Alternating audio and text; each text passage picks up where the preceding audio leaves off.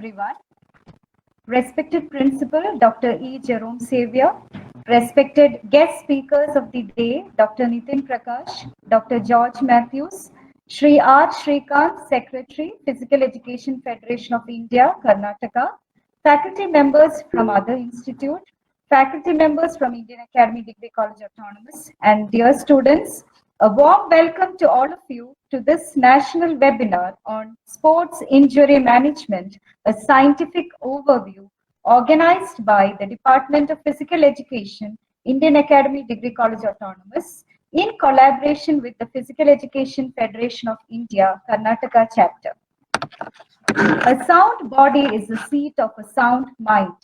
Physical fitness is the first requisite of happiness and the basis of dynamic and creative intellectual activity. Sports and games play a pivotal role in building up physical, mental, and moral health of individuals. It also imparts discipline, determination, mutual cooperation, self-control, strength, which form the total character of an individual.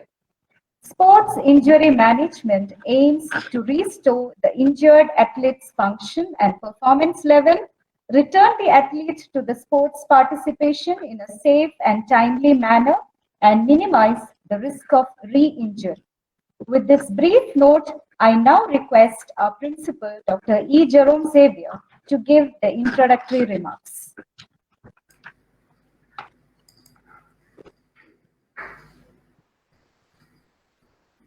Respected participants of today's webinar from all over India, the organizing committee members, Mr. Prasanna Gowda, the Physical Education Director of Indian Academy Degree College Autonomous, Professor Sangeeta, Professor Shubha, Professor Deepa, Professor Kesan, and Professor Sharad. Good afternoon to one and all. I'm extremely glad that the Department of Physical Education has recognized its role in today's context and shared with the rest of the teachers, lecturers, and students on a topic that is very relevant and important from the point of sports and games. The injury management, and for which rightfully we have chosen two resource persons from medical field. Both are well qualified doctors who can treat particularly the athletes who are injured in the field of games or sports. All of you would agree with me, higher education institutions of excellence and which are outstanding have always been shown that they are not only academically sound and excel, but also equally they are good in sports and games. We find students from these institutions not only participate at the inter-university level, but often represent our country.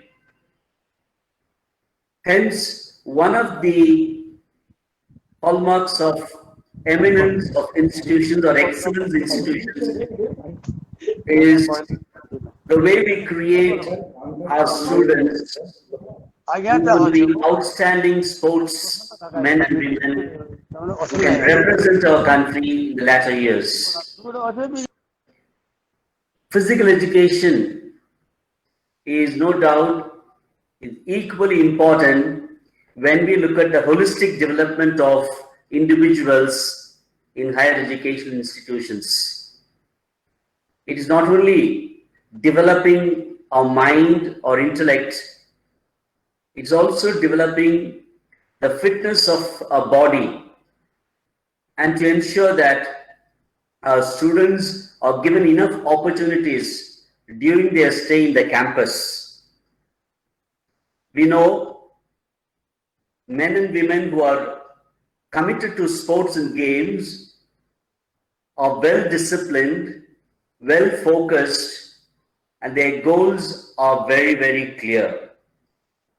One thing that all of us need to learn from these sports men and women is get out of fear.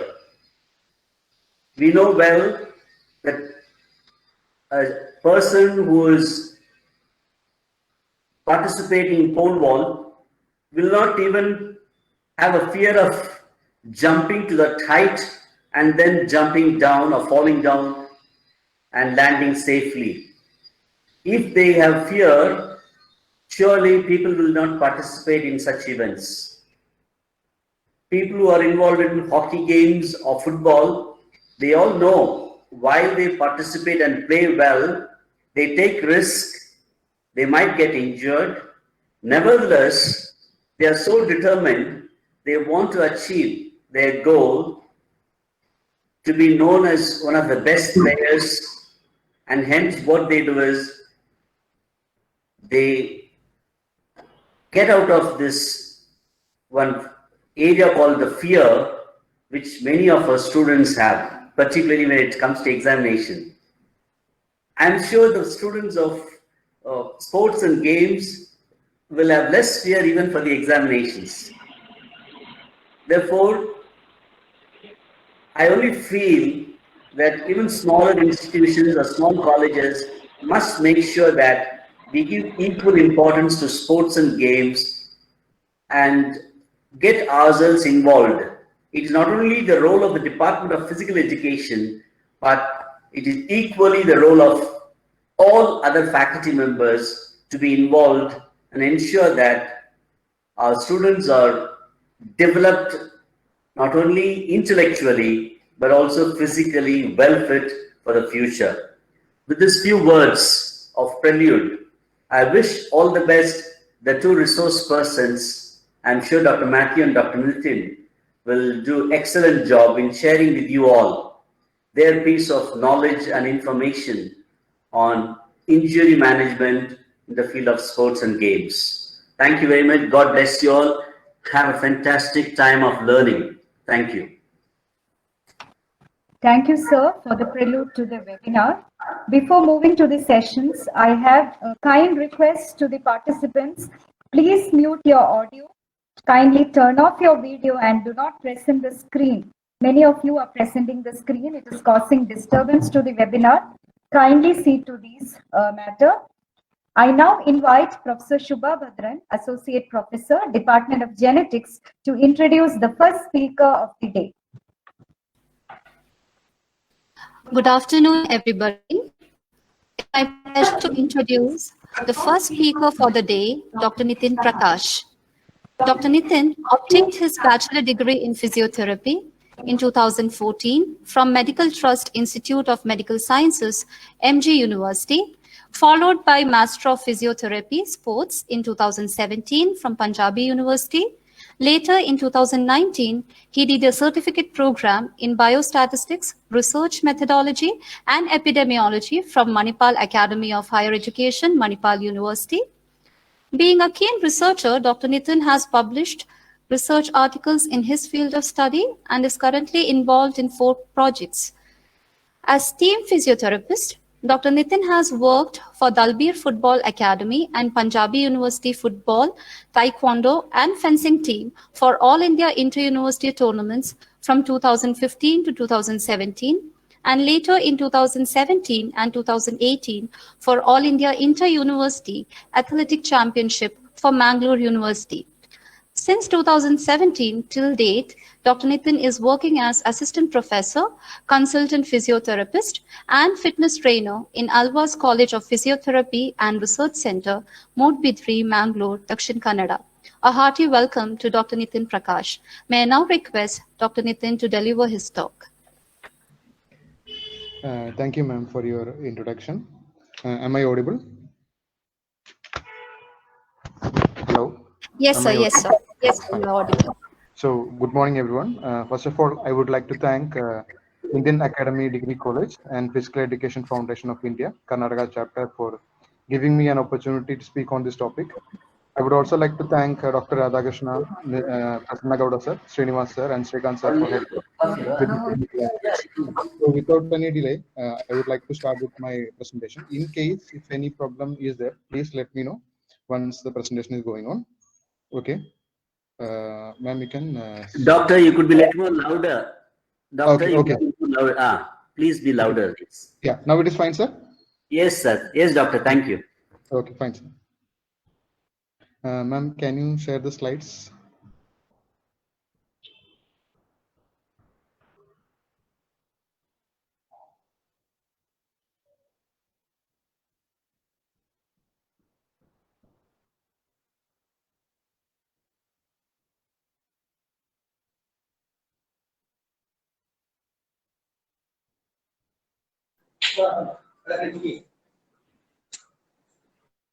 Hello.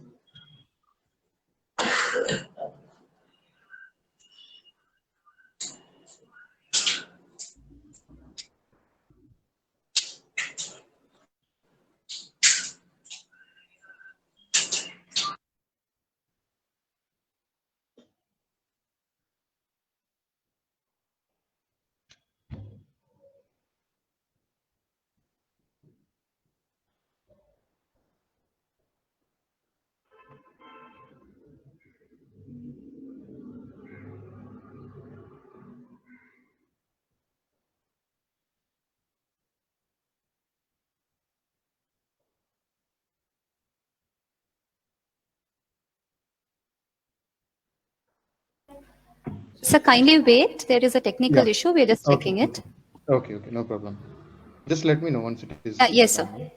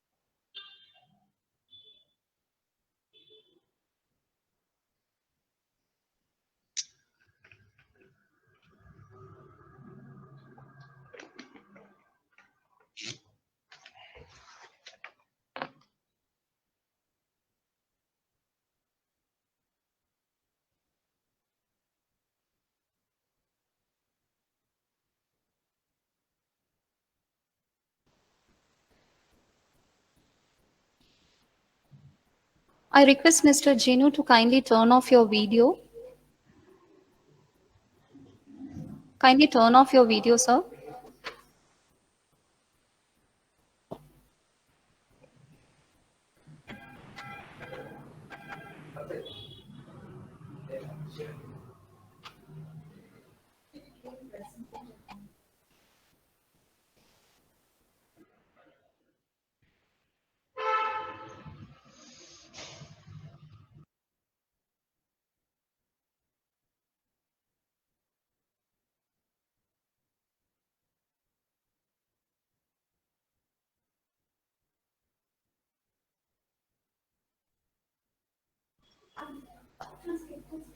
Yeah. Sir, you're able to see the presentation, sir? Yeah, it's loading, right? Yeah, it's loading. Okay.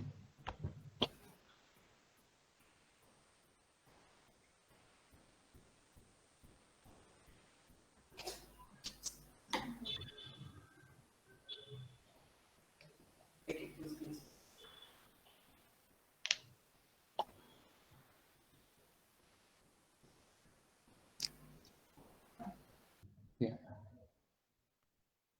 Okay. So, good morning, everyone. So today my session will be covering the following aspects. It will be what is a sports injury? Am I audible? It's fine. The level of audio is fine. Your audio is fine, sir. Yeah. Fine. Okay. So today I'll be just focusing on the topics. Ma'am, I think screen has not come. Yeah, screen. 1 minute, sir. Okay.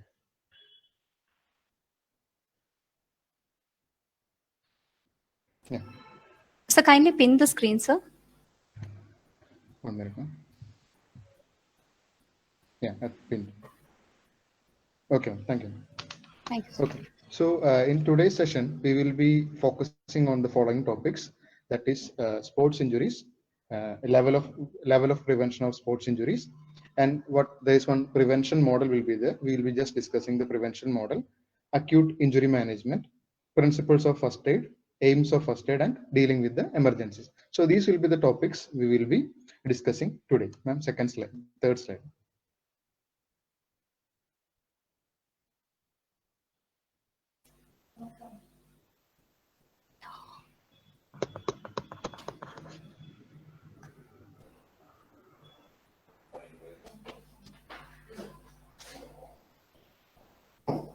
Third slide, ma'am. Yes, sir, they are doing it. Yeah. So I'm segregating the topic into two. First, we'll be just focusing on sports injuries, their prevention as well as their treatment. And in the second aspect, we will be focusing on the first aid part. Okay. Sports injuries, it is a wide term or it is a wide spectra. So it cannot be explained in a single class. So I have summed up all the points which will be easily understandable for everyone. And I have made a few points. And in case any during the discussion, if any doubts are there, we will have the discussion over that in the discussion section. Okay, so let us start the presentation. Next slide now.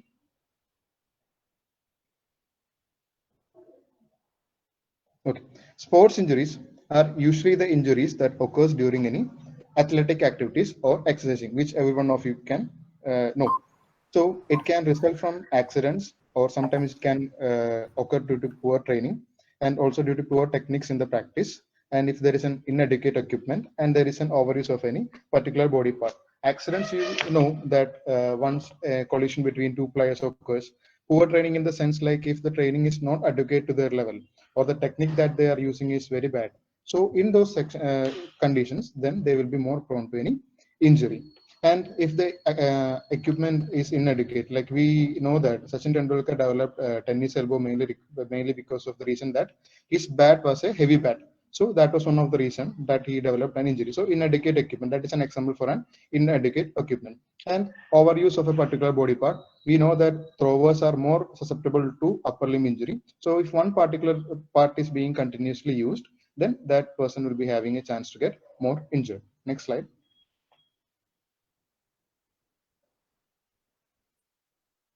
Okay, so as a sports medicine clinician, the main role of a physiotherapist is to minimize the activity related injury. Okay, and also the health professionals working with the team will initiate some injury prevention strategies, means how to reduce the injuries.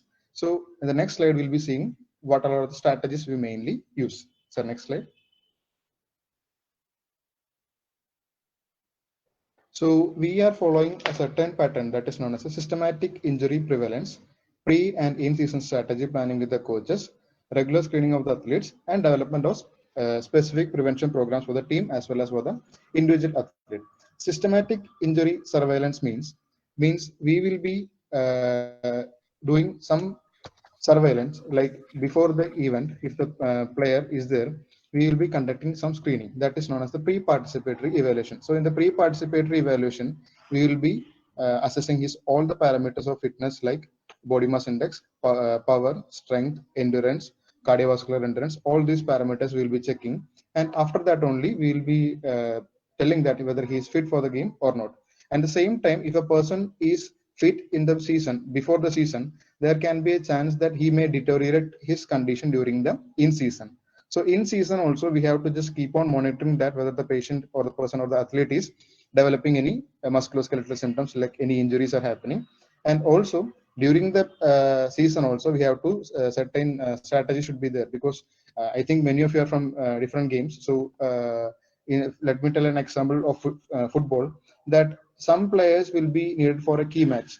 So what we do is, like, we'll be keeping that person in reserve and just putting him for some warm-up matches and giving him some warm-up, and after that we'll be calling him back. So this is a strategy that we usually do, like for a particular game we'll be keeping a person. So such strategy has to be planned along with the physiotherapist, so that his conditioning will be done side by side, so that his fitness will be there for the next game.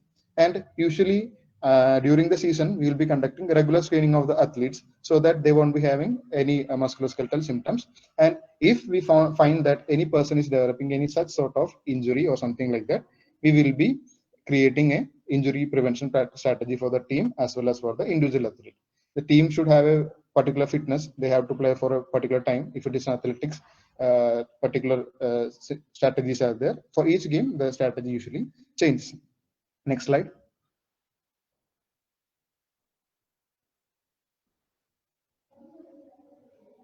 So next slide. Hello, Nitin sir. Sir?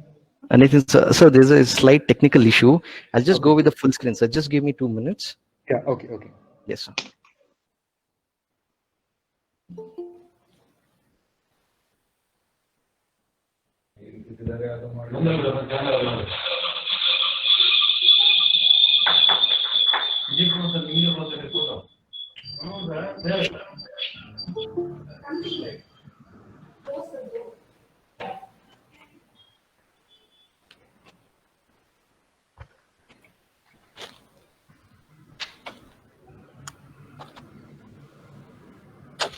Now is it fine?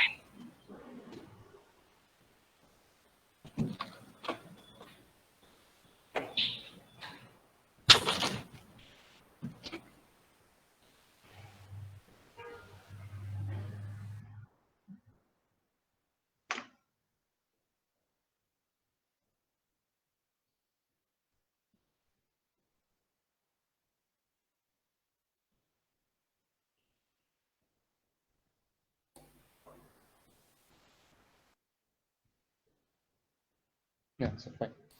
Okay. So yes, this one. Okay. So while telling on the sports injury prevention, there are 3 levels of prevention. That is primary prevention, secondary prevention, and tertiary prevention. Okay. So each level are having a different aspect in their prevention. So let us see what are the levels of prevention. So next slide. Now it's okay. Next slide.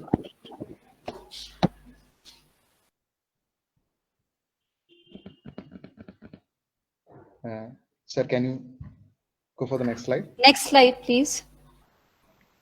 Okay. So the primary prevention, we mainly focus on the health promotion as well as injury prevention.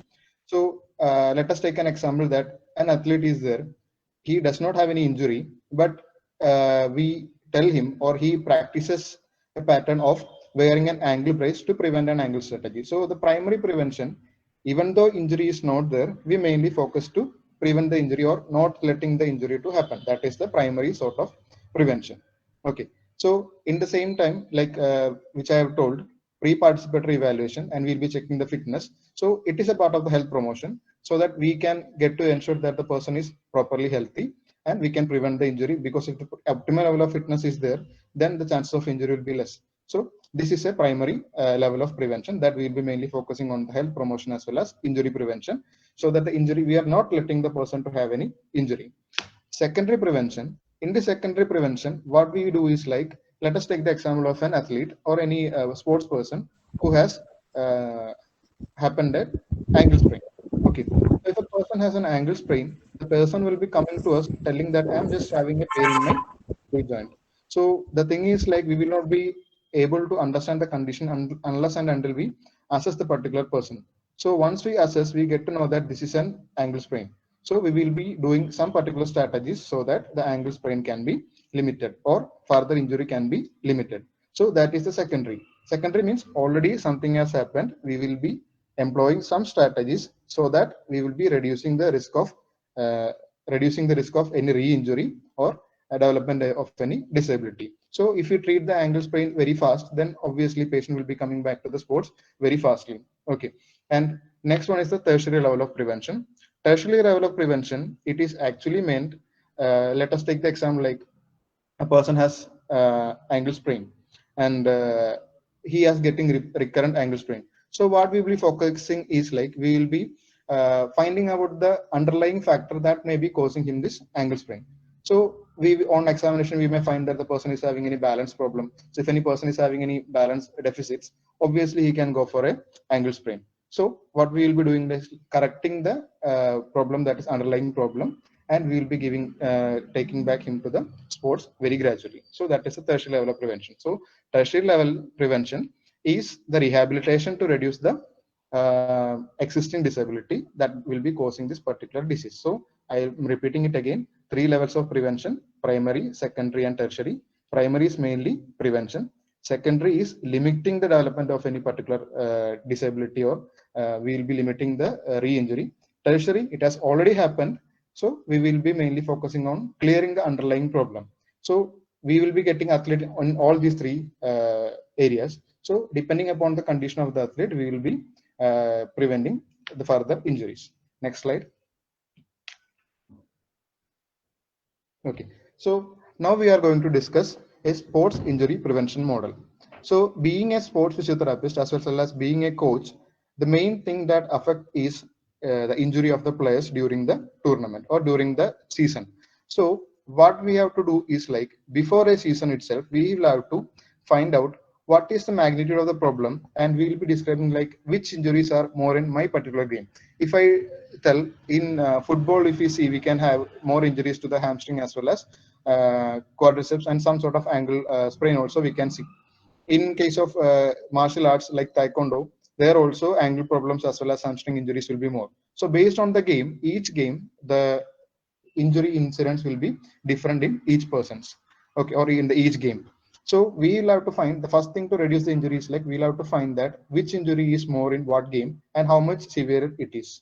Okay, so once we find that which particular injury is more in which game, we'll have to find the underlying risk factors. Some risk factors will be there which will be causing that particular problem. Sometimes it can be injury mechanisms. Injury mechanisms means some if the throwing is not proper, or if any other during his movement any particular problems are there, those are the injury mechanisms, or sometimes it can be due to fall. So these factors and all we'll have to find out. So after finding out these particular mechanisms, we will be again introducing some measures to change this risk. Suppose let us take the previous example of ankle sprain. So suppose one of us is into a football team, and once we observed that in the football team many persons are having ankle sprain. So we just found that once assessing the risk factor, we found that they are having some balance problems. Okay, so once we found out the balance problems, we will be mainly focusing on their balance training. Once the balance training is done, we will be reassessing them once again, how the injuries, whether the injury is happening again, or whether the incidence of the injury has come down. Like that, we will be giving a screening. So it is a system. This is what I was discussing in the first part. This is known as the systematic screening. First, we will be analyzing which injury is more and how much severity the injury is, and we will be finding out the risk factors as well as the injury mechanisms. So after finding the risk factors and injury mechanisms, we will be again going back and clearing that one, and we will be just checking it once again that whether it is getting clarified or not. Okay, usually while following this injury prevention model, we usually have a positive result. So the athletes will be clear from many of the injuries. Next slide.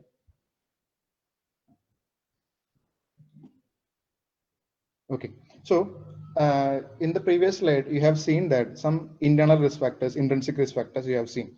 So this is a model which usually tells that how an athlete gets an injury.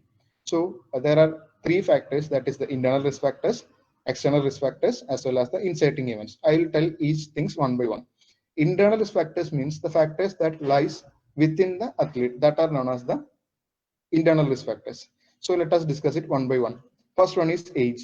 Age, in the sense, we get to know that being coaches, all of you might have known that during the growing period, that is during the adolescent period, as well as once we go for the veteran meets and all, the injuries will be more, because these are the two age groups where the person will be having a limited flexibility during the growth period or during the puberty period. For the sports persons, flexibility will be less. At the same time, once we get into the old age also, the flexibility will be very less. So there is a chance that these particular two age groups will have a more tendency to get injury. Next one is the gender. Some games or some injury is more predisposed to girls, like ACL injury. Females are more involved than males. Then talking about the body composition, every one of us know that if the body mass index is affected, like if there is an improportionate body composition, then the chances for a person to get injured is more. Suppose let us take an example of a person who is heavy in his upper part. So his lower body will not be able to bear the weight of the upper part. So he is more predisposed to an injury. Same like in any of the part, it can happen. So this is just I'm giving an example. Next factor is the health.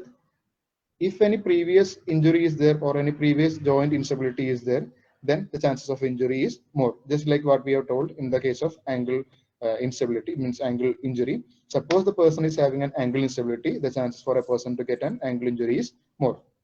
Next one is physical fitness. If the physical fitness is less, that means the joint strength, power is less, and joint range of motion is less, then the person is have a more chance to get an injury. Joint range of motion is that through what range the particular joint moves. If we see the shoulder joint can go for 180 degree of movements. So if the shoulder is not going for 180 degree of movement, a thrower can develop a particular injury. And if his rotation movement is not proper, then also he is more prone to have an injury.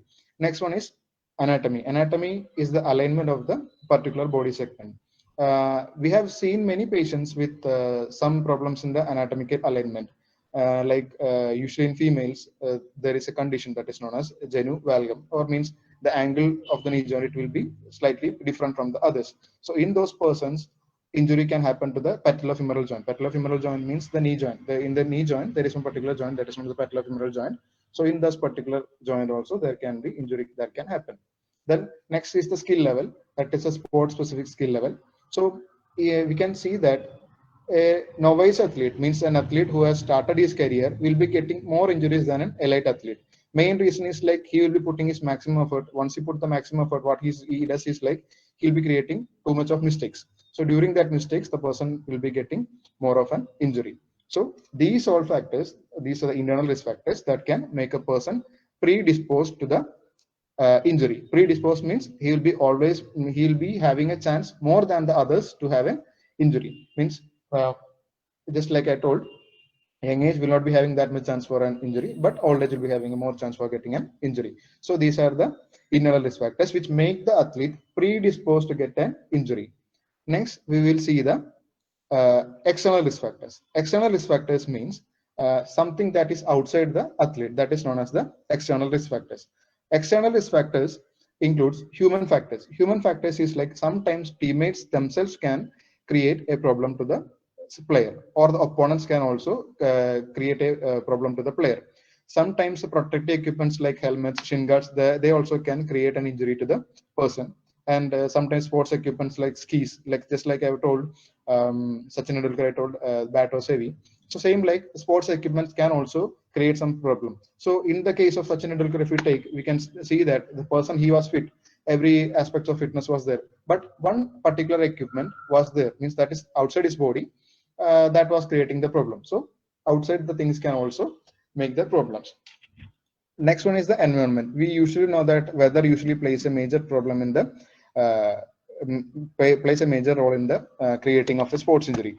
Like once we see that, once we take the South Indian athletes to the north side during the winter season, it will be very difficult for them to attain the warm up, and soon they will be getting the cool down. So it is very difficult for them to put out the maximum performance. Same like once the North Indian side athletes come to the South India, there is a problem with the humidity, so they will be more posed to the dehydration with the increased humidity. So this can also cause some problems. Okay, next one is the floor as well as turf type. If it is concerned to the indoor games, the change in the turf can cause many injuries. So these are the factors that are outside the human or the person, individual. So these are known as the extrinsic risk factors. So already a person who is having some internal risk factors, with the presence of these external risk factors, he will become a susceptible athlete, susceptible to injury. So he is already susceptible to injury, but some factors can cause this particular injury, that are known as the inciting events. Inciting events is the playing situation. If the athlete is in a means if he is feeling that he should win this game, so the player behavior will be aggressive one. So that can cause an injury. Next one is the player as well as opponent behavior. If this match is a final match, or if it is a tough match, or it is a game deciding match, then the player as well as opponent behavior will be more aggressive one, that can cause a more injury. So that is the player as well as opponent behavior. Gross as well as detailed biomechanical description is like once the person comes into a this particular stage, like if it is a tough match, what happens is like the skills that they are used to will not be followed. They will be using the skills, means they will be abruptly playing, that can cause them injury. That is mainly the gross as well as detailed biomechanical description. It is a bit vast topic, so I'm just summing it on that. So if a person, I'm just summing up this model once again. If a person is having any of the internal risk factors, he is known as a, means he will be predisposed to the injury. And if the external risk factors act upon, he will be becoming susceptible to the susceptible to the injury. And inciting events, if it is there, then the person can get an injury. So this is a common thing. So in the previous model which I have told, like we will be finding the risk factors and we will be clearing that one. So while seeing this one, the risk factors for the athlete, we are just seeing that the body composition is less. So we will be mainly focusing on making his body fit. Next, if any physical fitness is less, we will be mainly focusing on the physical fitness. If anatomy is affected, we cannot change that much, but with the use of some brace or something, that we can reduce the impact. And skill level with training, which coaches can give, then we can give this skill level training. So internal risk factors we can maintain by this method. Protective equipments, we should use protective equipments which will be suitable for the athlete. And if we environment, we tell it as acclimatization. Once any person goes to a particular area, they will be camping in that area a few days before, so that they will be adjusting with the climate and they can perform well. That is known as acclimatization. So these risk factors we can prevent. So risk factors are the ones that we can modify. So preventing these risk factors, we can let the athlete prevent from the injury. So these are the risk factors which we have already discussed. So first we will be seeing the incidents, then we will be finding out what are the risk factors. And once we find the risk factors, we will be going back and clearing these risk factors, and we will be once again checking, and we will be just clearing the problem so that the athlete will be free from injury. Next slide.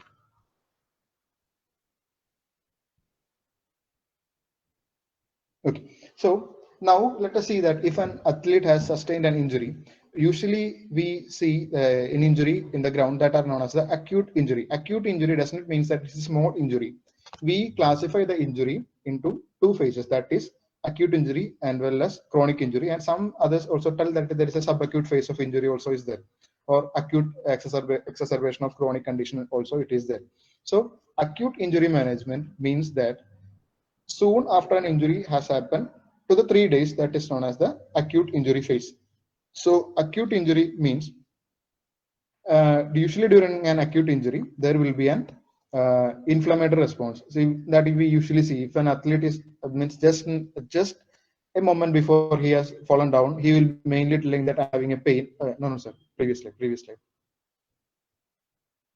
He will be having a pain, and sometimes redness will be there, and swelling usually comes if it is a great injury. Means it's a magnitude it is greater, then swelling will be there, and loss of function. Loss of function means if he is not able to walk, he is not able to run. Those are known as the loss of function.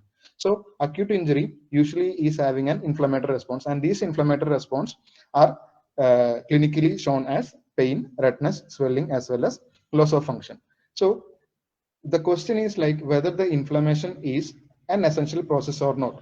The answer is like inflammation is an essential process. Why? Because it is helping in initiating the tissue regeneration as well as repair. Immediately after an injury happens, the redness usually comes mainly due to the increased blood supply to that particular area. So it is helping in one way. It is helping in one way that the blood will come into that area, so the waste materials will be taken off from there, and it will be giving nutrients to that area to heal. So inflammation is an essential process. But next slide, sir. Excessive bleeding to that particular bleeding doesn't mean it is outside. Inside also bleeding can happen. So if it is an excessive bleeding that happen in that particular area, the swelling that is known as the edema will be present over that particular area, and it can delay the recovery. That means it can cause, since the blood is too much coming to that area, so it can cause some ischemic damage. Ischemic damage in the sense loss of blood supply to the areas, so to the nearby tissues. So if usually we can see that if a person is injured in his ankle joint, we can see that the muscles that is supporting that particular area will be having some particular weakness. That is an example for this secondary ischemic damage. Means the blood supply is more focused to this area, so blood will not be able to flow to the other area. So this can cause an injury. So it is a deciding factor that how should we reduce this excessive bleeding. Next slide. So usually we follow some protocol to reduce the injury. Means the during this acute management of any injury, we usually follow some protocols. Previously it was used that the protocol is known as the PRICE protocol. PRICE protocol, I will expand. P for protection, R for rest, I for ice, C for compression, and E for elevation. So that is the PRICE protocol. Okay. So with recent studies, many have come up with a new protocol that is known as the POLICE. POLICE, it is already given that it is protection, optimal loading, compression, ice, compression, and elevation. So the phase of rest is taken away because the recent studies have shown that if that particular part is given a loading, then only the injury rehabilitation or the healing process can be accelerated. So that is why the rest was taken off with the optimal loading. So let us see what is protection. So next slide. Protection, actually it is a brief period of complete immobilization which is necessary to prevent excessive distension at the injury site. Same, it is like if some part of the body is injured, we will be just suppose the basic example is that once we get any hit on the hand, we will be just keeping our hands close to our body, right? The main reason for that one is like we will be protecting our hand. So same like that is a mechanism. We will be immobilizing that particular part so that any further injury can be reduced from that particular part. That is known as the protection. So the main aim of this protection is to reduce the size of hematoma. Hematoma means the blood over that particular area, and thereby reducing the scar tissue. I can just give you an example. Like imagine that we have a cloth at home and that cloth has torn. So what we do is like we will be just stitching that cloth, and if that stitching is over there, once we pull that cloth, the cloth will not be having the same flexibility that it had. So that stitch that we made, that is known as a scar tissue. Means that's not it can be considered as a scar.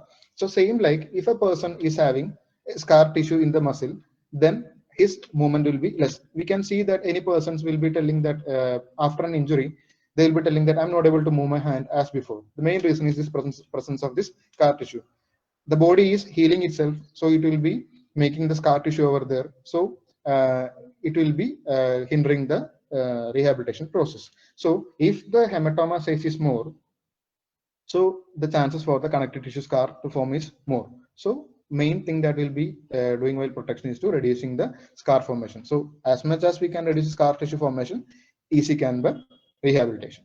So during this phase, we will be using the cast, splint, rigid braces, as well as in other supported devices to protect the injured part. So if any part is particularly injured, we can give this cast, splint, and rigid based braces to protect. Rigid brace in the sense like it will be hard, so that movement will not be possible. Okay, next one, next slide.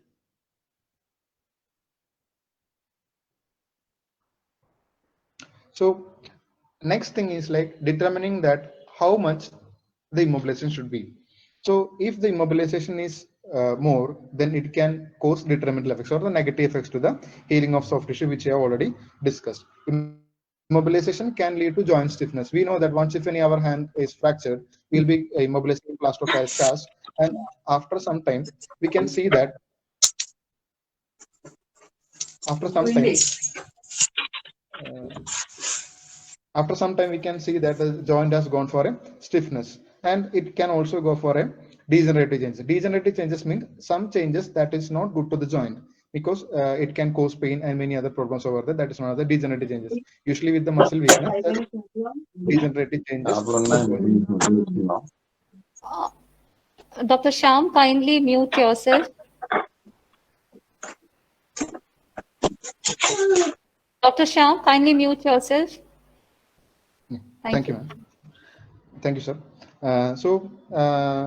Next is like whether we should go for a short immobilization or a prolonged immobilization. Short immobilization. Line training. Short. Dr. Sham, please mute yourself. He may be your friend, that resource person. Okay, thank you, sir. Thank you, ma'am. So short immobilization, it mainly depend upon the extent as well as nature of injury as well as the tissue involved. If we see that the injury is not of a severe intensity, or if it is very means it's light intensity, or we can tell like it is a mild injury, so we can go for a short immobilization. But if the injury is of a higher grade, like we tell it as grade 1, grade 2, grade 3, if the injury is of a grade 1, we can go for a mild short immobilization. If the injury is of a grade 3, we can go for a prolonged immobilization. So there is a factor that should be deciding whether we have to go for a short immobilization or a prolonged immobilization. Next slide, ma'am. So this is what actually tells about the how the immobilization has to be. Usually for muscle injuries, we tell like 2 days is only sufficient. But for a ligament injury, it can take up to 10 days of loading, where we can give control loading. So next we are going for the portion of control loading, or the optimal loading, or loading how it has to be given. Next slide. This is optimal loading. Optimal loading studies has been there. It has been conducted that persons were given rest as well as persons were given optimal loading, and the group that has received optimal loading has shown a much beneficial effect than the group that has gone for complete rest. It is mainly the thing like once we all know that if we go for any optimal load, means once we give any stress to the particular structure, then automatically that structure will develop its strength. So that is why we tell that optimal loading has to be given. And we also need to consider some factors whether we should give or how much intensity we should give the loading. That includes the magnitude, duration, frequency, direction, and intensity of the direction and the direction of load. We cannot as a whole we cannot give the load. We can give it part by part, or gradually we can give the load, and we should follow all these factors, that the magnitude, duration, frequency, direction, how intense it should be, and in which direction we can give. Suppose in case if the person is having any ankle sprain, we will be mainly telling like we can use the heels and walk. And sometimes any other injuries are there, will be telling like you can walk but give some support. So these are the things like optimal loading. So once the person has that achieved that particular sort of walking with the assisted device, we will be slowly discontinuing the assisted device, and we'll be telling them you can walk freely. So that is known as the optimal loading. Next slide. Next is ICE, which we all know that ICE is a common treatment modality that we use in the initial management of acute musculoskeletal injuries. In every sports field, we mainly manage every person with ICE, the use of ICE. The main use of ICE is reducing the edema. Edema in the sense like reducing the blood supply to that particular area, which I already told. If the blood supply is more to that particular area, it can delay the healing process. So once we apply the ICE, the blood supply to that particular area is cut, and thereby it reduces the secondary injury that can happen to the other tissues. Okay, so that is what we do with the ICE. So next slide. So let me tell the physiology or the function that happens behind the ICE. Actually, it is like when the skin temperature goes below 15 degree. That means once we apply the ICE, the skin temperature can go below 15 degree. So once it goes below 15 degree, then the person will feel a local analgesia. Local analgesia means analgesia in the sense it is meaning that loss of pain sensation.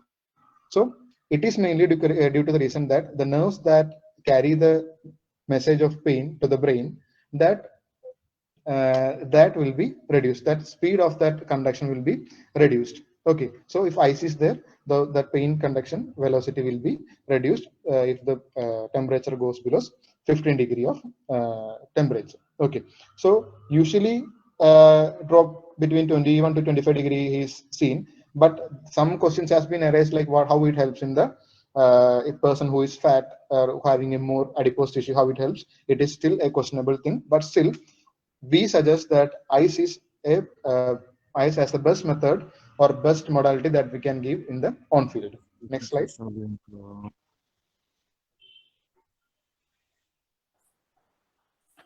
Next one is compression. So we have already told that there is a chance for the swelling to come. So usually after any soft tissue injury, there is a chance for this swelling to come. So what we do is like if we compress that particular area, what happens is like blood will be pushed back to the upper parts. Okay, so we will be just creating a pressure gradient so that it will be counteracting the edema.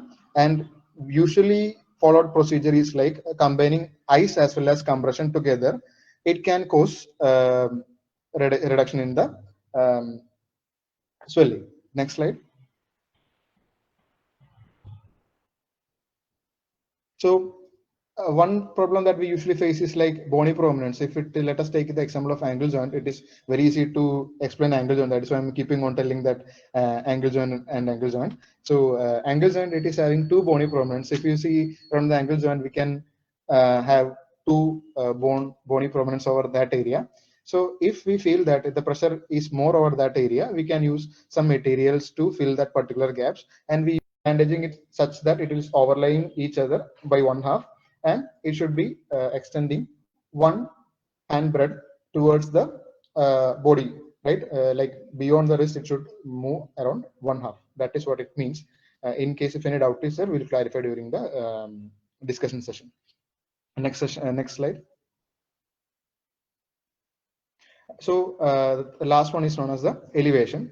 Elevation actually it means like the body part that is injured, it should be above the heart level. The thing is like we know that if usually blood flows or water or anything, the fluid usually flows from a higher level to a lower level. So just like we are told, during any acute injury phase, there will be some sort of edema or inflammation in that particular part. So if we delay that means if we prolong that swelling over that particular area, then there is a chance for this particular condition to get deteriorated. So we have to bring the blood back to the heart level. So what we can do is like just elevating the limb above the heart level, or it is just we can tell like above the pelvis, just lift the lower limb. That is it. Okay, and this is what elevation usually does. So the whatever fluid is accumulated over there, it will be returned back to the body. Okay, next slide. Sir, I'll be answering the question in this one. Let me finish. After that, I'll be answering to a query. Okay. So what we usually tell is like do no harm, and do no harm in the sense like harm stands for HARM.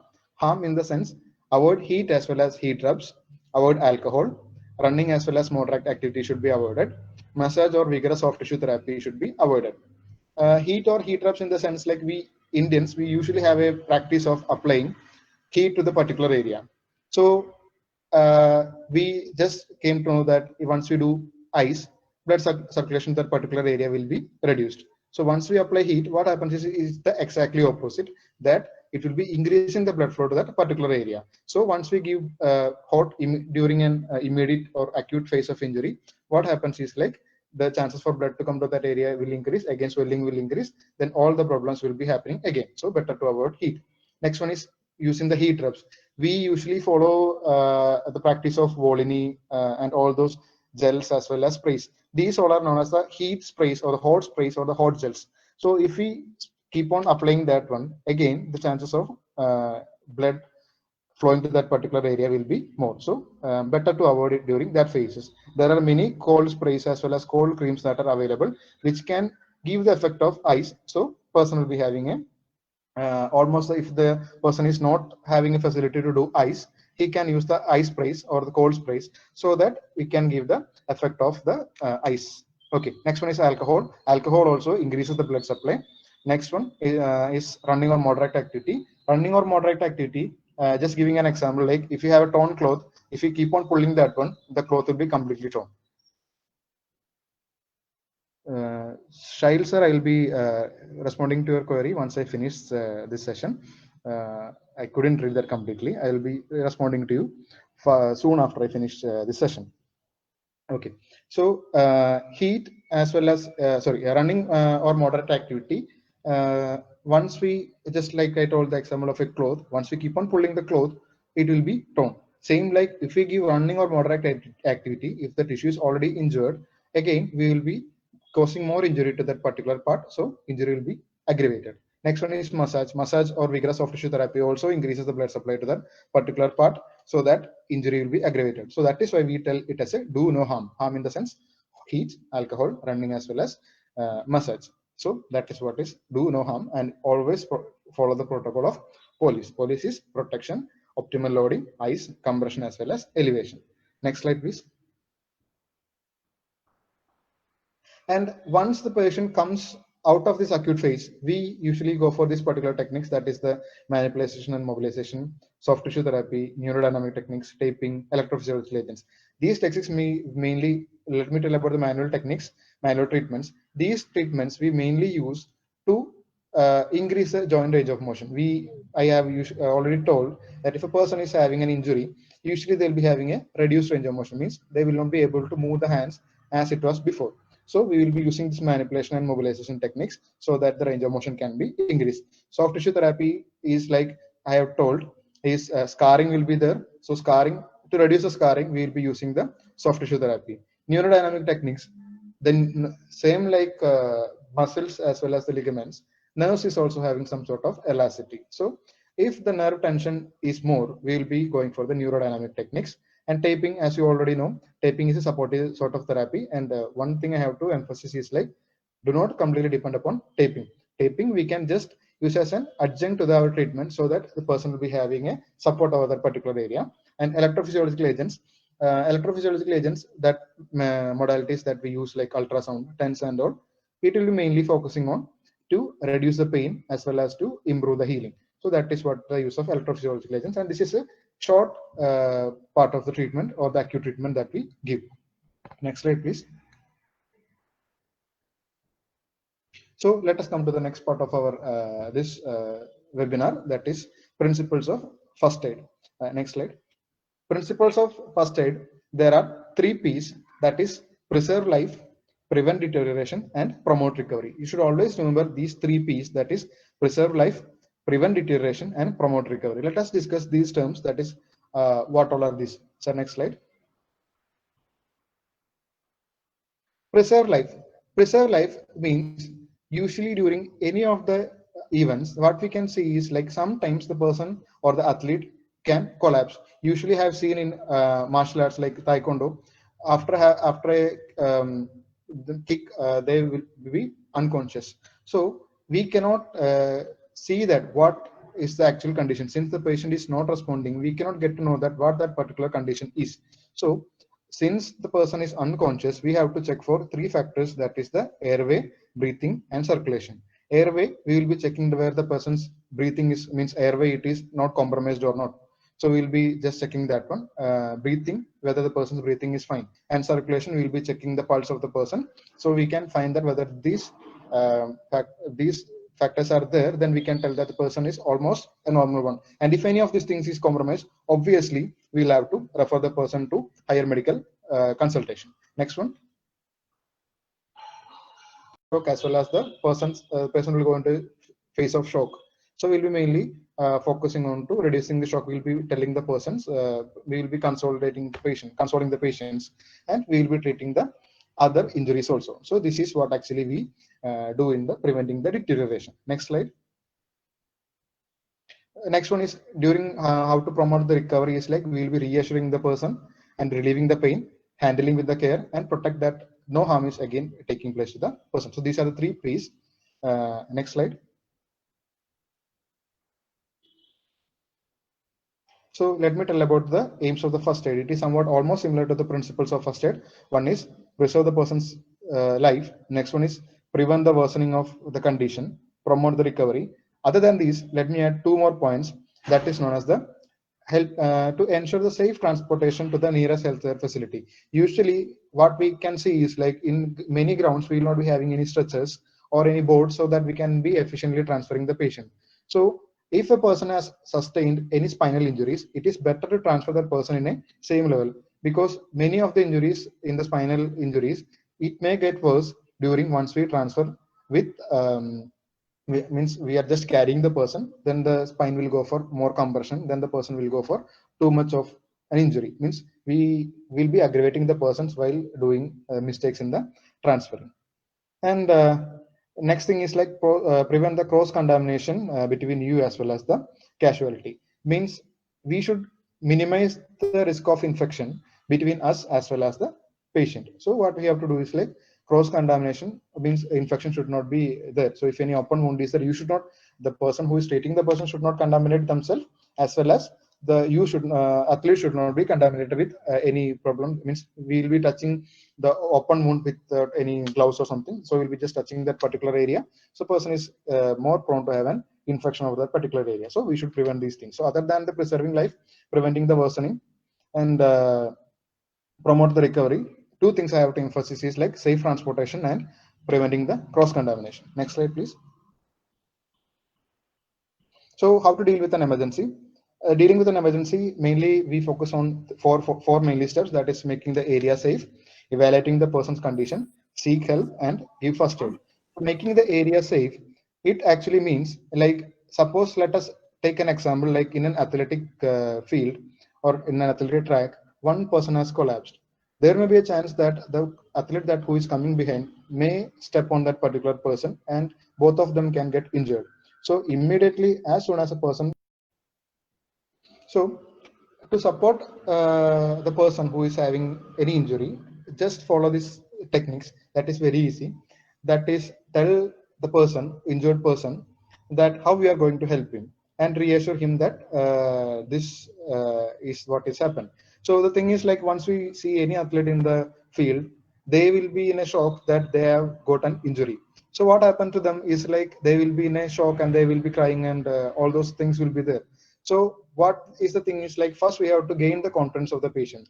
Just go to the patient, speak to the patient that who you are and how we are going to help him. So once we go, we tell like, and physiotherapist here, don't worry, nothing has happened. You just be relaxed. We are here to help you, and nothing to worry. Like that, we'll be telling them, and make him as comfortable as possible, so that he will be comfortable with us and he will be able to continue with our session. Because if the patient is not cooperating with us, we will not be able to treat any patient, and we will not be continue with the session. So what we do is like, make the person as comfortable as possible, give them time to relax and speak with them, so that those all things will be helping. Next slide. And if he's worried, just tell him that it is quite normal, that it is not means you nothing is there, and if it is safe, call the family as well as the friends. Usually in the athletic field or any of the field, we'll be having either the coaches or we'll be having the co-players with them. So we'll be just calling them, so that they will be getting a courage that they are not alone. they'll be getting someone with them. So these things can be done. So it is a good method so that we can reassure them that nothing has happened and all those things. And always tell the athlete that what has actually happened. So once we tell that what has actually happened, we will be getting, means athlete will be having a less fear in that one. So that just if we see an athlete, we'll be just telling that just your hamstring has got a pull. Nothing to worry on that one. After, so for some time there will be a pain. After that, the pain will be getting reduced by itself. So we'll be applying ice. So by the time you please relax, slowly the pain will be getting relaxed. So keep on consoling the. Yes, sure, sir. I'll be telling about that, sir. This will be mainly telling about telling the athlete that what is happened and what is going to happen. And if we tell that if it is a condition, we'll tell like we are suspecting some injury. Sometimes it won't be there, but we are just for your safety purpose, we are just shifting you to hospital for further screening. So whatever it is there, just tell the patient what it is. Okay, next slide.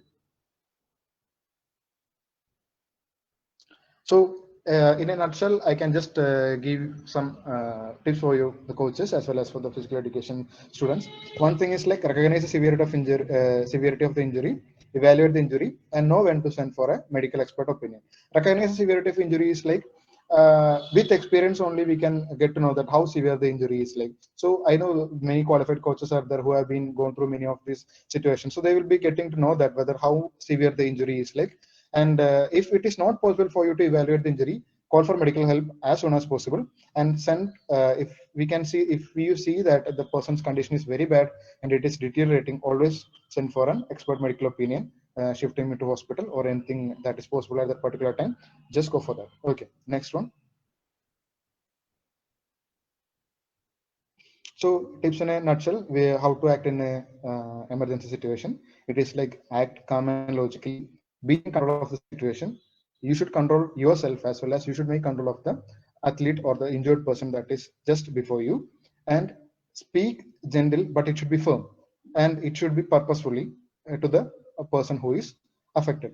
Mainly the reason is like, one thing is like, if the person has gone for a fall, we will not be knowing that whether the person has gone for any brain injury or not. So if we keep on speaking with the patient, we can get to know whether the patient is conscious or the patient is going into an unconscious phase. So these steps will be useful for us to report to the higher medical authority if required.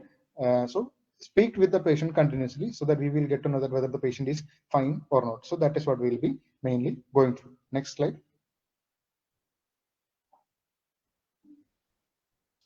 So avoid giving any misleading information that if the means mainly better to the bystanders and any of the coaches over there. I prefer like what the fact is there, just tell to the concerned person over there, just give the proper fact what it is and don't give any misleading information. And one thing that we have to always take care is that never leave the casualty alone and continue talking to him until the ambulance or the qualified medical professional arrives. Just like what I have told, once you keep on talking with the person, they'll be getting a confidence and they'll be a little bit relaxed because they'll be in a shock or any particular anxious or depressed phase. So just keep on speaking with them and just try to console them. These sort of things can be done, and continuously reassure the casualty and keep on telling them what has happened and nothing to worry and all those, and obtain qualified assistance as soon as possible. Next slide.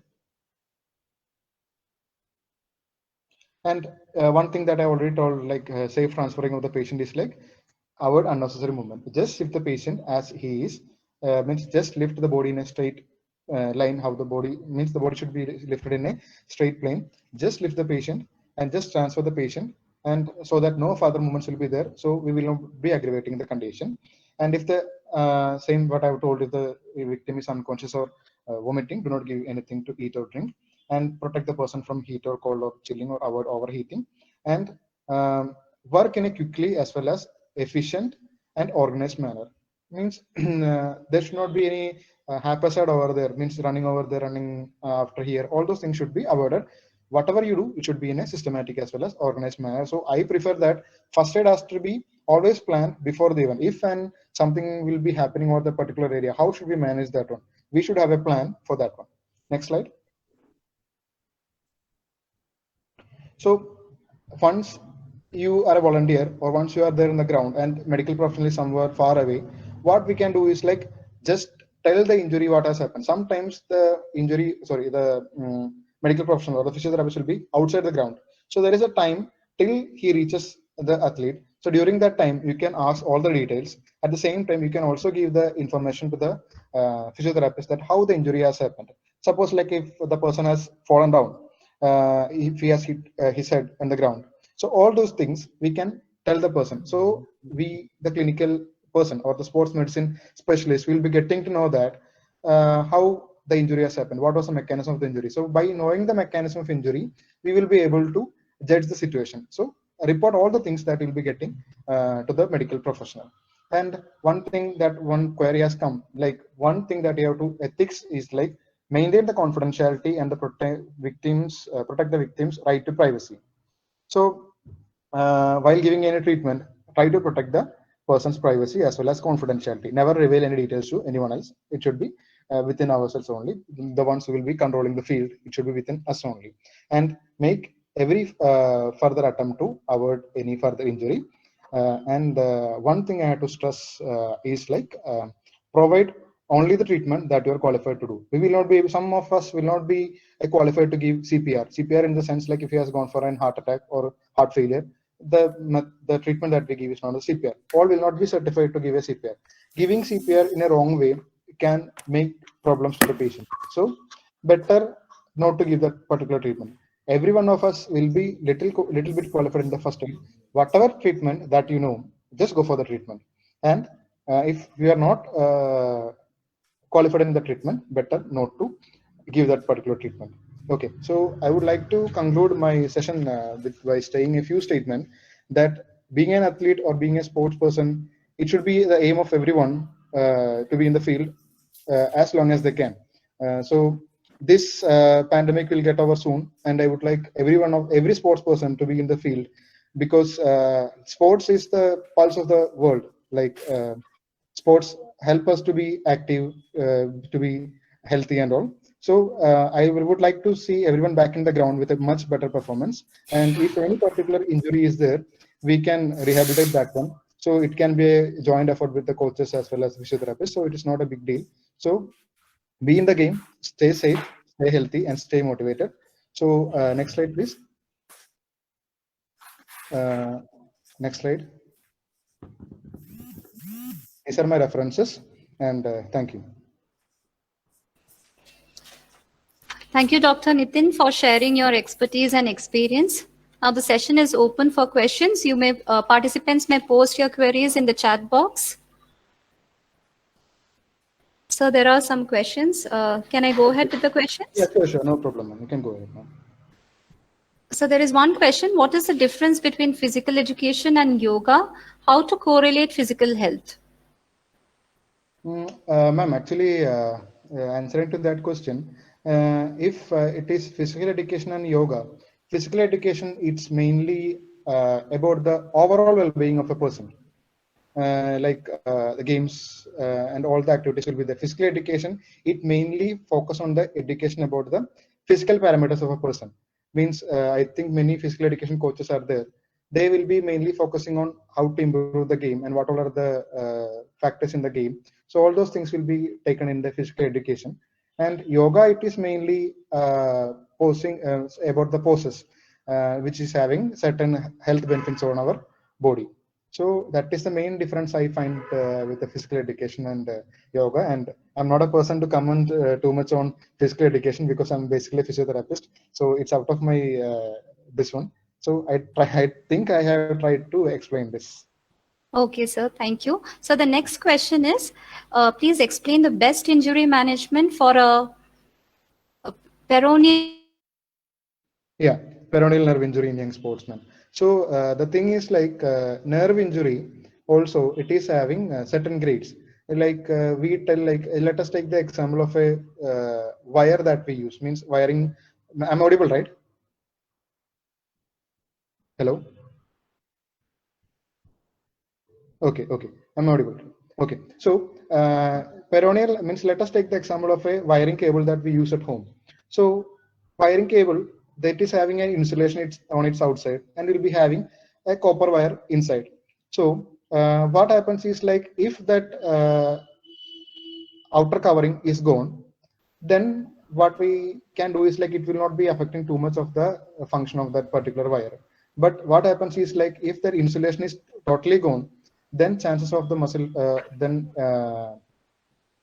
chances of any particular shortage or it can be there. And if it is completely cut, we will not be getting any electric connection. Same like a nerve is having many grades. We tell it as neurotemesis, axonotemesis, and neurotemesis, neuropraxia, neurotemesis, and axonotemesis. So based on how the injury is, then only we can tell about the what is the treatment for the peroneal nerve. If it is a first grade injury or that is a first level injury, obviously we can go with the muscle strengthening and electrical stimulation. All those things we can give and we can treat the condition. It's not that much a big problem. We have seen the persons after surgery also. If the nerve has gone for a complete cut, we have to go for a surgery. Otherwise, we go with the physiotherapy rehabilitation itself. Thank you, sir. There's another question on safety ethics and rules in sports. Safety ethics. Safety ethics, what ethics we usually follow, which I have discussed is like one thing is to maintain the confidentiality and maintain the privacy of the person who is injured. That is the main thing that we can do. And the thing is like always being the ethics, like the first prime focus of us should be to reduce the impact of the injury and the person's means not to harm the person too much. That is the main ethics that we usually follow in the ground. Hello. Thank you, sir. Yeah. So one more question is, Yeah.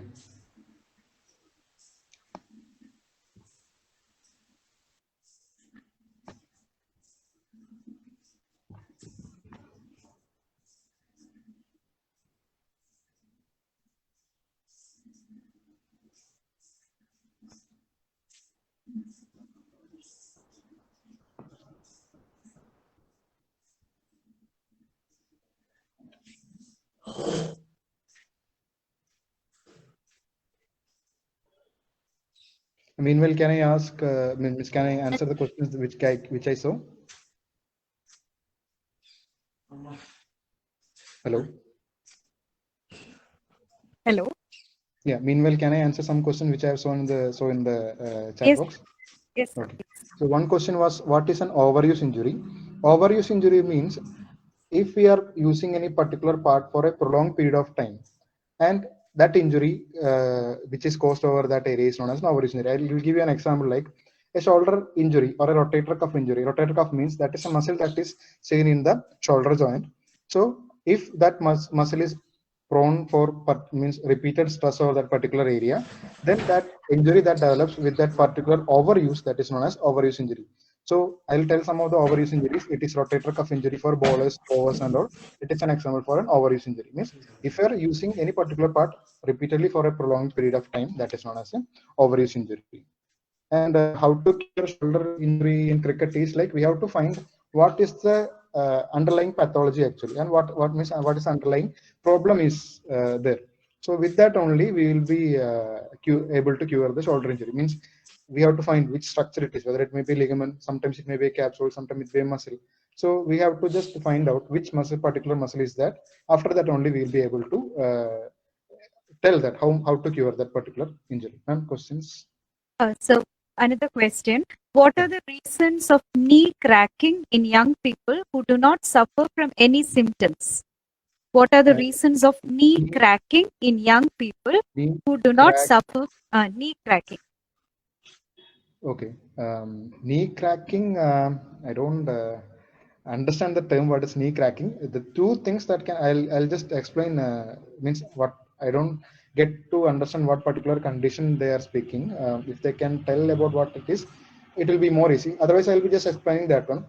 Two things that usually happens is like the popping sound that comes from the or knee pain in the athletes. Next one is the ACL injury.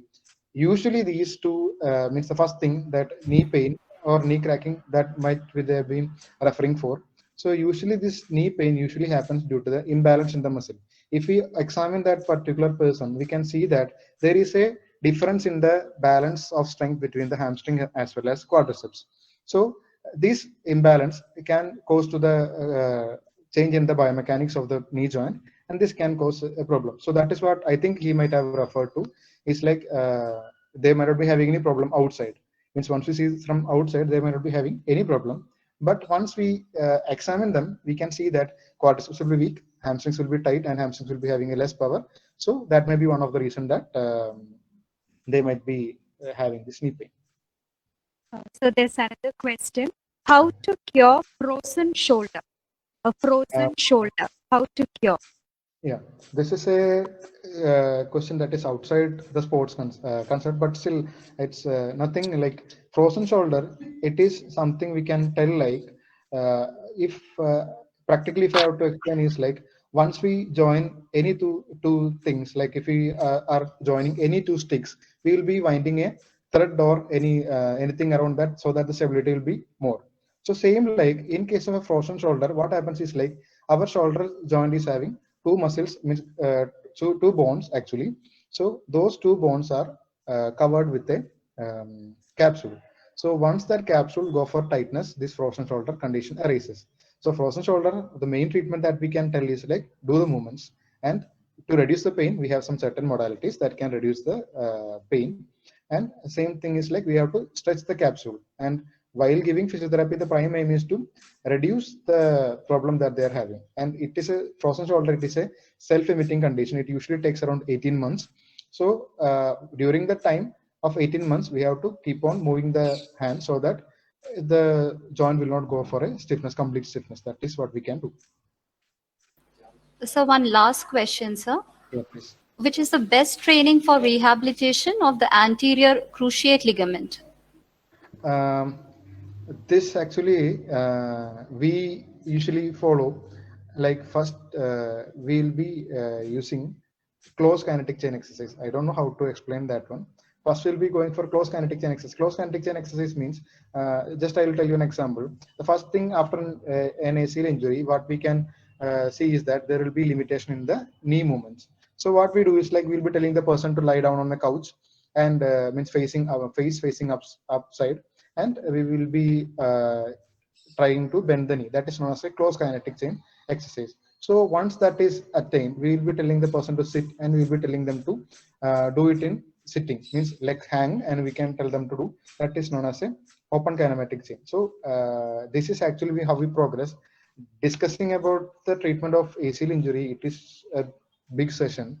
So mainly we will be focusing on improving the range of motion, improving the strength, improving the muscle power, and returning back to the sports. These will be main, improving the balance and returning back to the sports will be our major concern in the ACL treatment. So ACL treatment, also one thing is that with the surgeons, how the treatment is, the protocols can also change. So this is how I can superficially tell about ACL injury rehabilitation. Thank you, Dr. Nitin. It was a wonderful talk. Yeah, ma'am. Thank you, ma'am. Thank you a lot. Any My other pleasure, questions? sir. No, that's it, sir. Okay. Yes, sir. So once again, I thank Indian Academy Degree College as well as Physical Education Foundation of India, Karnataka chapter, for giving me opportunity. Once again, I'd like to thank Dr. Radhakrishna, Prasanna Gowda sir, Srikanth sir, and Srinivas sir for all their helps. And I would like to thank all the participants as well as listeners who has actively participated in the session and come up with the queries and doubts. I think I did did justice to my presentation, and in case any doubts are there, you are always free to speak with me. And thank you everyone once again. Thank you. Thank you, Dr. Nitin. May I now request Professor Sangeeta Annie George to introduce our second speaker. It's my privilege to welcome and introduce the next speaker, Dr. George Matthews.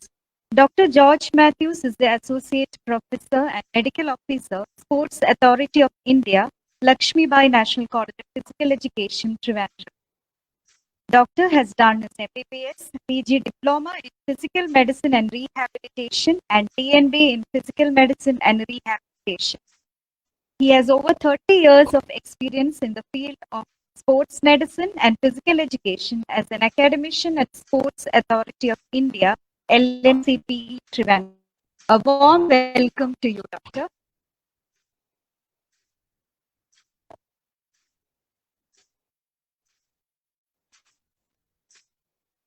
Warm welcome to Dr. George Matthews.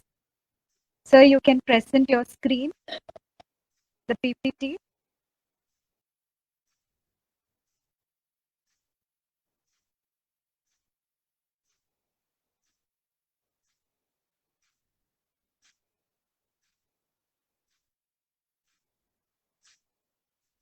So please unmute.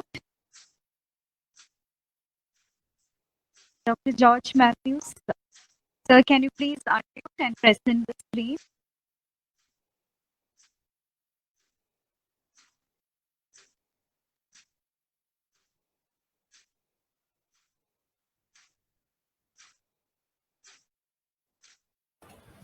Okay, I've unmuted. Am I now audible?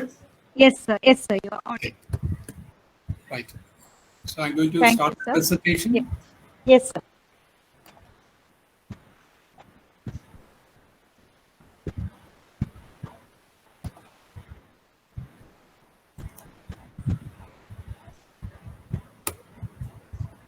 How is this? Is it now visible to you? No, sir. It's okay.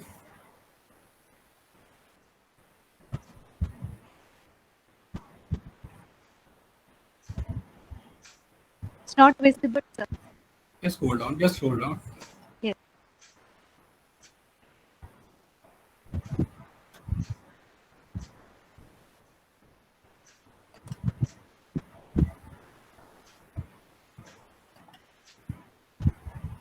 Now, Yes, sir.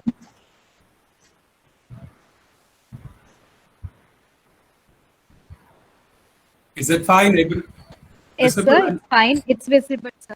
Okay. I'm audible too, I suppose. Yes, sir. So, so I'm going to speak on the management of sports injuries. I'm speaking from the doctor's perspective. Sorry to interrupt you, sir. I request all the participants to kindly mute yourself. Mr. Syed, please mute yourself. Mr. Chandan, kindly mute yourself.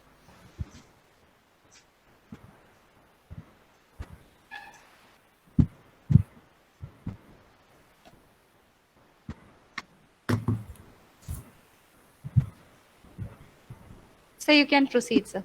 Yeah, I'm getting a feedback from the audio. The same thing is being repeated as an echo. If somebody's some crosstalk is there, I don't know why. Anyway, I'll proceed with my presentation.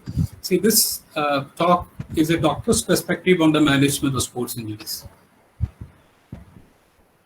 I understand that there are not only physical education professionals, but also coaches and athletes amongst the listeners. So I greet all of you this afternoon of the 7th of August. I'm very happy that the organizers have chosen me to be one of the speakers. In fact, I couldn't listen to the first speaker. I'm sorry about that because I had two other meetings to attend, a Zoom meeting and another Google Meet before I could join it. Anyway, here I am. Without much ado, I proceed with this presentation. Now, sports injuries, all of you have experienced what a sports injury is. But when you consider management, you must know why it has occurred. And is it an acute injury or is it an overuse injury? An acute injury is really, or in most instances, an accident. It's a sudden injury which sometimes comes without any warning, a fall, a sudden twist of your knee or your ankle. This may not be preventable in all cases, but if the preparation of the athlete in training, in selection, and the preparation of the athlete for the event is proper, many acute injuries can be prevented. Right from for example, the footwear that the person is wearing, the preparation of the playing surfaces, the warm-up, the training that he has had in terms of strength training, flexibility training, all these will add up and contribute to protecting the athlete against acute injuries. But to the sake of understanding this concept, let us now consider this as an accident, like a road traffic accident, which can in many cases be preventable, but when it occurs suddenly, sometimes mostly without warning. And this is an acute injury which can result in a sprain, that is a ligament injury. It can result in a fracture. It can occur. It can produce serious injuries to the head, to the chest, or the abdomen. So all these are classified as acute injuries. I am not going to take up the serious injuries like head injuries, spine injuries, chest or abdominal injuries. These cannot be managed outside a hospital. But the musculoskeletal injuries that we classify as acute or overuse can be managed at certain levels in other places, on the field, in the training room, in a camp, in a, what shall I say, in a team that is traveling. So there are places where these injuries are managed depending on the severity of the injury. But whatever be the injury has to be examined by a doctor to get to a diagnosis.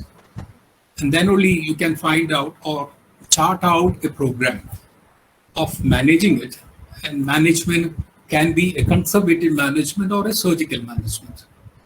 A conservative management would not require surgery or any kind of intervention, no invasive procedures.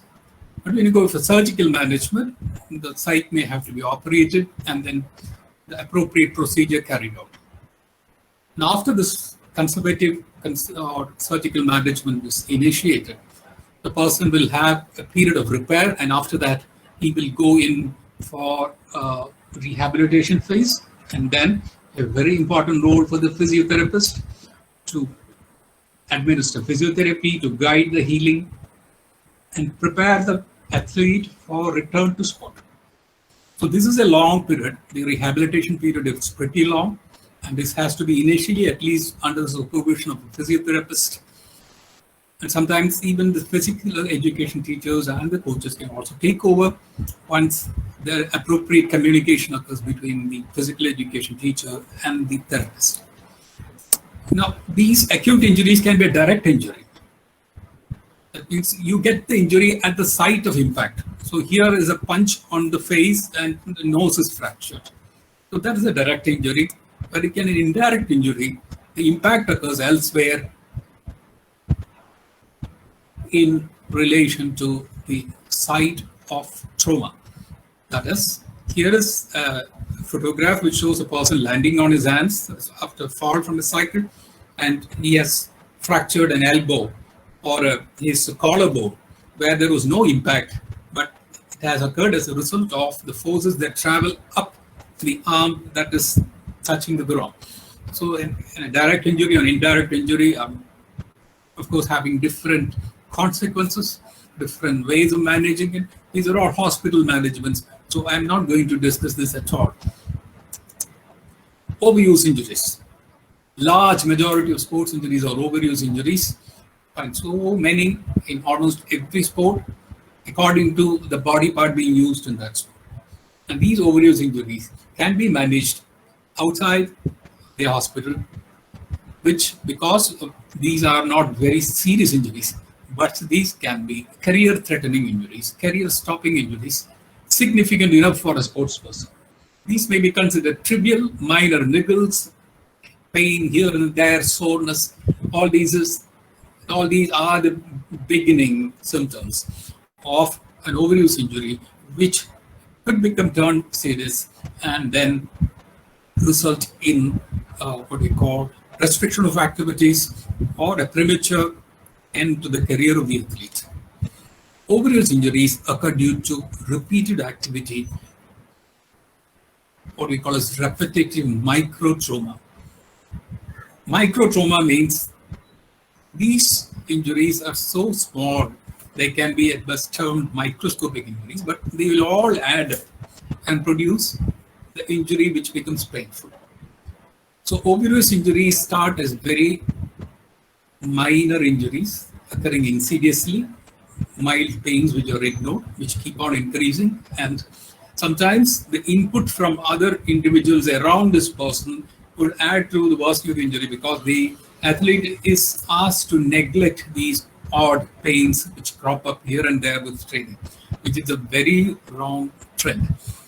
Any pain in the body is a warning signal, and the pain has to be sorted out. And why this injury is occurred requires a proper examination and the diagnosis. And only when the doctor diagnoses the injury can the treatment be decided. The treatment is not just the medical management of the injury, it also requires changes in probably the technique, which is one of the biomechanical aspect of performance. It could be related to his physiology of performance. Sometimes it's related to his psychological makeup. It could be related to the environmental conditions. Whether it is too hot, or it's very rainy, there is slushy grounds. So all these factors have to be taken into account when you treat such injuries. If you look at what you call, I think, a very basic schematic of a kind of algorithm how injuries occur. You can look at predisposed athletes who can become susceptible athletes when they are exposed to risk factors. And the susceptible athlete can go in for no injury or rarely an injury. Many of the athletes escape with no injuries, but not always all the time. Most of the athletes get injured once in a while, and that injury sometimes changes their career because it is not treated properly, it is not rehabilitated properly. The communication from the medical team or from the physiotherapist to the coach is not proper, and the coach does something which the medical team may not approve of. The medical team's advice may not be carried out by the coach. The medical team may not communicate with the coach. So there has to be a proper teamwork, right from the athlete who is also the central part of the team. In the periphery, you find all the professionals who are working along with the athlete, who are known as the support staff of the athletes, who will help the person to achieve his best. So there are risk factors, what you call as intrinsic factors, which are due to the inherent factors in the athletes. The previous injury or lack of strength, malalignment, extremes of age. These are all intrinsic factors. In addition, you can have extrinsic risk factors where even the coach's training becomes an extrinsic risk factor. The equipment that the person is using, the footwear, environmental conditions, all these will cause the injury. Now, to understand the healing of acute injuries, I will use this graph. You can notice that the pain is indicated on the y-axis and the healing time on the x-axis. Once an injury occurs, this is the moment of injury. There is a loss of function and then the healing starts. The healing goes up, keeps increasing until it reaches a plateau. The pain at the moment of injury is maximum, and then it increases over a couple of days as the inflammation, because the injured part becomes quite angry, red, swollen, and this is very, very painful unless medication is given. And if this inflammation settles, then the pain keeps decreasing. So the healing occurs and pain decreases, which are, of course, both are welcome. But this is a very important line.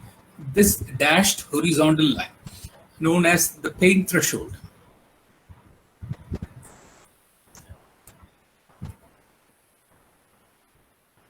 The pain threshold here. This line, this horizontal red line here, indicates the pain threshold. That means below this line, there is no pain felt by the athlete, and above the line, the pain is perceptible to the athlete. Please notice that after some time, when this line descends and crosses which is below the horizontal line, the person does not feel the pain. In most people, most athletes, if you ask them, what is the sign of healing? They would say absence of pain. And this is the greatest danger. 99% of people involved in sport believe that absence of pain means absence of injury. That is not correct. In a healing injury, absence of pain only means that they have come some way on the path of healing. Approximately, if you look, not even 50% of healing has occurred when this has actually, the pain has disappeared. Therefore, absence of pain should not be equated with healing. One other thing that I want you to notice is look at the healing. This is 100% healing. That means getting back something that they originally had. It never happens. Once a structure is injured, you will not get 100% healing. This is because the tissues that result in healing are not the original tissues. They are modified tissues for repair. And the body has a natural mechanism of healing where this modified tissue is used to fill the gaps in the tissues, which we call as injuries. And so remember, it is better not to have injuries at all. Once an injury occurs, there is some amount of compromise in terms of the tissue integrity, the strength, the flexibility, and all other properties of the tissue. Why? This is true for tendons, ligaments, and muscle. I hope all of you understand what each structure means: a tendon, a muscle, and the ligament. These are all what we call as the soft tissues. And in these soft tissues, healing occurs due to the formation of scar tissue. All of us know what scar tissue means. We have seen scars on our body surface when we have skin injuries, when we have wounds on the skin. They heal with scars which are permanent, which we keep as permanent identification marks if it is on our face or other visible parts of the body. Inside the body also, there can be scars forming in the muscles, in the tendons, or the ligaments. And these scars are meant for stitching together or sticking together, producing adhesion between the torn parts, whether microscopic or macroscopic injury happens. So these scars, the scar tissue is different from the original tissue, so you will not get the original tissue in that area. But the rest of the muscle or the ligament or the tendon can compensate for that small portion of loss. So please remember, it's better not to have injuries at all. And even better, when the injury starts, to take treatment, to get proper advice. The only tissue that heals 100% is, I'll give you a second to think about it. There's a question, which is the only tissue that will heal 100%? The tissue is bone. The bone heals with the formation of new bone, and after about a year, you get very strong bone, unless there's something unusual has happened, like an infection or non-healing, or non-union or a malunion. But it is supposed to heal 100%. You would have noticed, when I take the example of the bone, that all healing is natural. None of the treatment methods in any system of medicine, and none of these physiotherapy modalities, massage, external medication, none of this will produce healing. Healing is natural. The body has its inbuilt mechanism to produce healing, and it will happen whether you or not you take treatment. Then why do you want to take treatment? The treatment is to guide the healing properly. Human beings, as in other animals, have an extraordinarily high predilection for healing of injuries, but this healing occurs with a lot of functional loss. If you look at all the lame animals walking on the road, you can find the lame dogs, lame birds, lame horses from the race courses. You can find that their function is lost. They have stiff legs, stiff limbs, they limp. We don't want sports people to walk around like lame persons, so we must get the healing to be proper. So what is the actual treatment for a fracture? For example, most of the fractures are treated by just putting a plaster cast. The plaster is not a medicine. Only job of the plaster cast is to keep the fracture from moving. So when you stop moving, the healing will take place. That is true with soft tissue injuries also. A certain amount of period called immobilization period is required to get the healing started and for the torn parts to be stuck together before they can be loaded, a controlled loading to guide the healing. Matthews, but put in this. Sorry? Said something to me? No, sir. Participants, kindly mute your audio. Sorry for the interruption. No problem. In contrast, you look at the overuse injuries. The overuse injuries is not a smooth line. It's like the mountain range, ups and downs are there. We start with a small injury, pain is not perceptible, and you can see that the pain threshold, as in the other graph, is the horizontal line here. And unless pain is felt, the athlete doesn't realize that there is an injury happening. There is an injury, then there is a healing. Injury, healing, it goes up. And suddenly one day the pain becomes very severe. The person cannot tolerate it. And he is now thinking about that moment as the perceived moment of tissue injury, when in fact this injury has occurred in the past as minor injuries which had some amount of healing processes commenced by the body itself. So once it occurs, the person takes rest or treatment and the pain decreases. And when the pain is no longer felt, the person feels that the injury has healed and the person will now resume activity. So we can draw any number of peaks to this graph, depending on how many times he got the recurrence of pain. So this is the period of recurrent re-injury, vulnerability. This vulnerability is very, very real. Many people, most athletes get this re-injury and the damage becomes more and more. And see, look at this. You get some amount of permanent loss, even if you take treatment at this late stage. To prevent permanent loss from occurring, you have to start by taking treatment when the discomfort, the soreness, or the mild pain is perceived. Then, if you take treatment, the permanent loss can be decreased. Now, the ligaments and tendons are made up of collagen tissue. And this collagen tissue like this, see, when you stretch the tendon or the ligament, first there is stretching of the crimping, that is the wavy pattern of the fibers inside. Then you have a straight fiber pattern. Finally, before a partial rupture occurs, there is an intermediate stage of partial rupture. So this is a degree of injury, which I'll take up a little later. So you find that the body's tissues can take up some amount of stretch, but beyond that it will rupture. So this is the kind of stretch that most athletes will undergo in minor injuries, which have no consequence in their career. But remember, once it has occurred, there could be a minor amount of partial rupture if the person is having pain on the initial day or first couple of days. So then the person must seek assistance. And when healing occurs, look at this. The healing goes through 3 phases, and these 3 phases are not separate. These 3 phases overlap.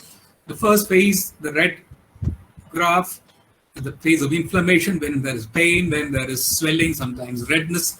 The person cannot move properly. The painful movements are actually perceived very, very well, and the person will seek some assistance.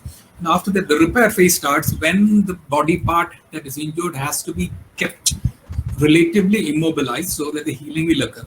And then we go in for the remodeling phase or the rehabilitation phase. Again, you see that overlap of this green line. This is, of course, very, very variable. It can even go up to 1 year. For a ligament, it takes from 6 months to 1 year. And how many of us are really ready after an ankle sprain to wait for full recovery, to wait for 1 year to get the ankle solidly healed, which most of us don't do. As a result, the injury becomes a recurrent injury, which occurs again and again. So this remodeling phase, where the rehabilitation is administered is an important time for the physiotherapist to step in and guide the process. So there can be supervised physiotherapy sessions, or the physiotherapist can then give advice for the person to carry out at home or in the hostel or in the training camp. So this, if the physiotherapist is staying with the team, that is very good. And most of the teams are lucky enough to have physiotherapists staying and traveling together with the team, traveling to tournaments, staying at their training site. So this will help the athlete to recover from injuries in a proper scheduled manner. These, for example, here is an acute injury. I'll just use some schematic diagrams. I'm not going into actual photographs of the injuries, which are not really required for this audience. So if you look at this, as you see, this is a grade 3 rupture of an ankle ligament. It is grade 3 sprain, which is a rupture of the ligament. This will never heal even if you keep it immobilized. Suppose you put plaster, it is not going to heal. If it's a fully torn ligament, it has to be stitched back where surgery is required. Surgery has, in most cases, to be done to correct this gap. And this is a muscle tear. This is a minor tear. This is a muscle strain. If you look at it, the rest of the muscle is okay. The muscle is not torn. These gaps can be closed if some amount of initial period of rest is taken and then a proper rehabilitation is carried out. Shin pain is a very important overuse injury. That was an acute injury, and here is an overuse injury. Many of you, as beginners in a training program, would have felt that pain in the shin is a troublesome pain. It refuses to go away. There are some causes for getting shin pain. Even a fracture of the bones, a stress fracture that comes on slowly. An overuse injury can produce shin pain. There could be problems in the muscle. There could be problems in the strain. That is with strained muscles. You can have problems with the pressure inside the muscle compartments. Here is a cross section which shows the muscle compartments where it is strained. The pressure cannot be tolerated by the athlete because of the increasing swelling, which are some ways related to the way that the person trains. The knee is a very important joint and a very complex joint. There are so many injuries that could occur even in the smallest parts of the body. And my 30 years of experience tells me there is no body part in an athlete which cannot be injured. An athlete can injure any part of the body. And depending on the sport, there is, of course, a predilection for certain areas. But almost as you sit in consultation, you get injuries to almost every part of the body due to every possible reason. This is because sports movements are unusual, which are not really required for moving around as a human being who is not in sport. A sedentary person for living, working, playing may not be getting those injuries which a professional sports person would be getting. They are going all out, that is the profession, and they try to show their abilities on the field, the best of their abilities, which will result in injuries that can be, of course, harmful to their career. Here is the graph that I showed you earlier to illustrate the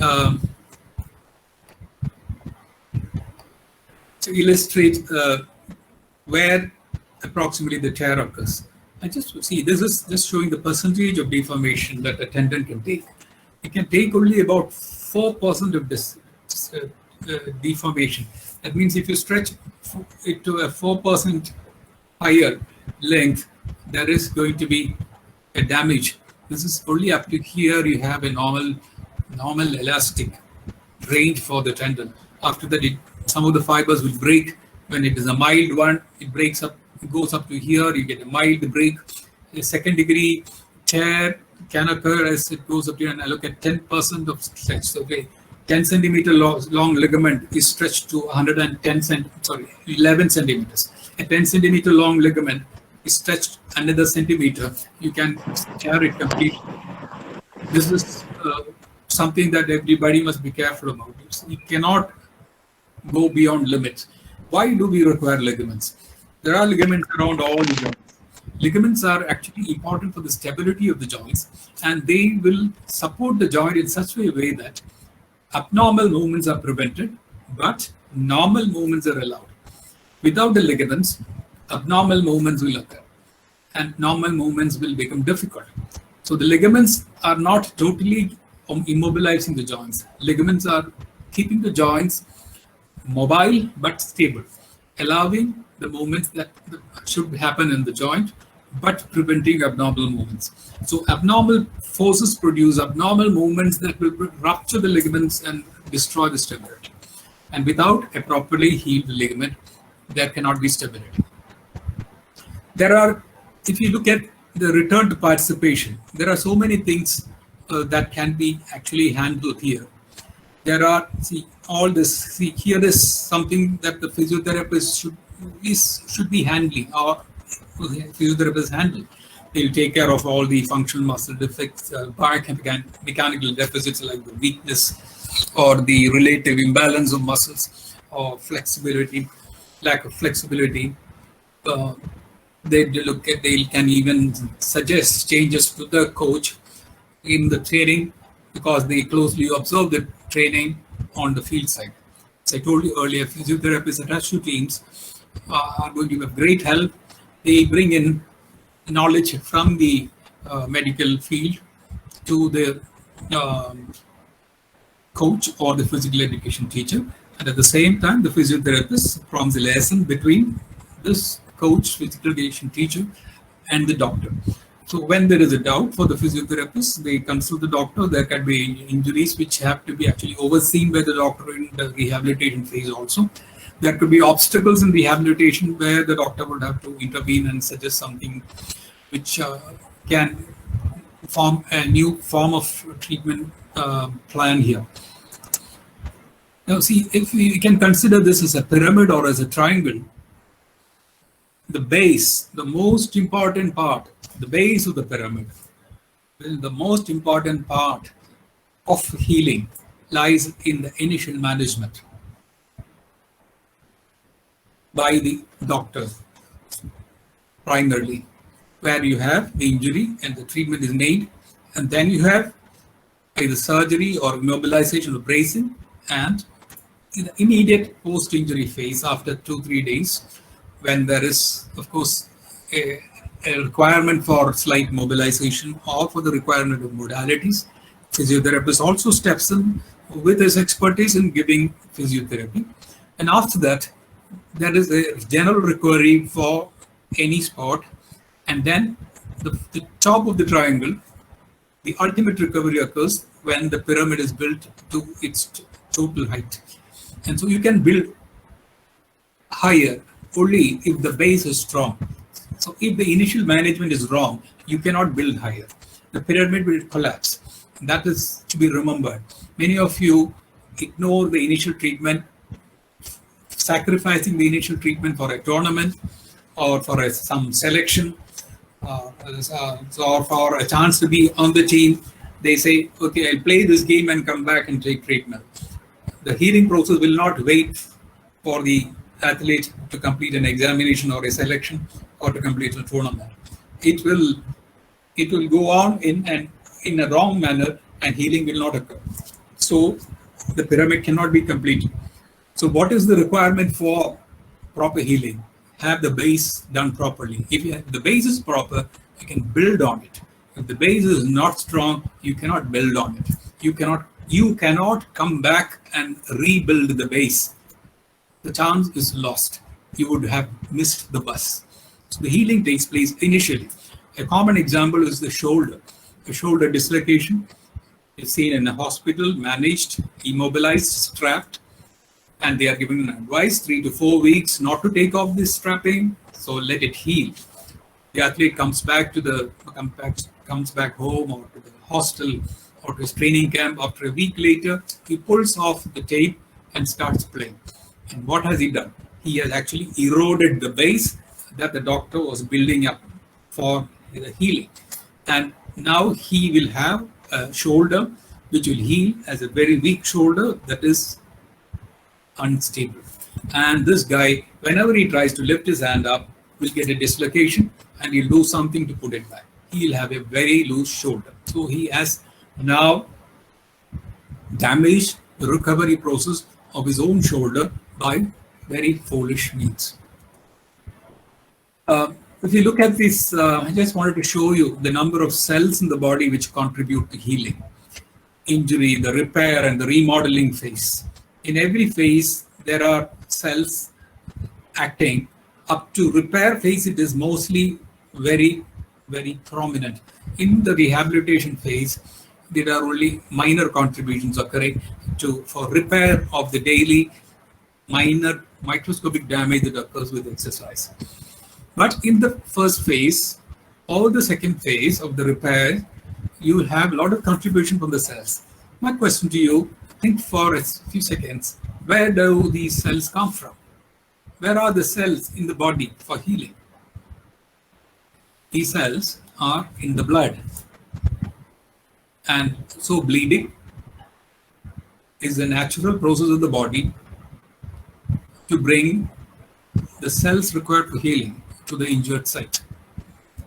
But bleeding can be dangerous, bleeding can be a nuisance, bleeding can be harmful to the body because body does an excess of the procedure of healing, because we all follow nature's rules. What is the nature's rule regarding an injury? Nature's rule regarding an injury is to get the animal back on its feet as quickly as possible so that it can find food, take shelter, and run away from danger.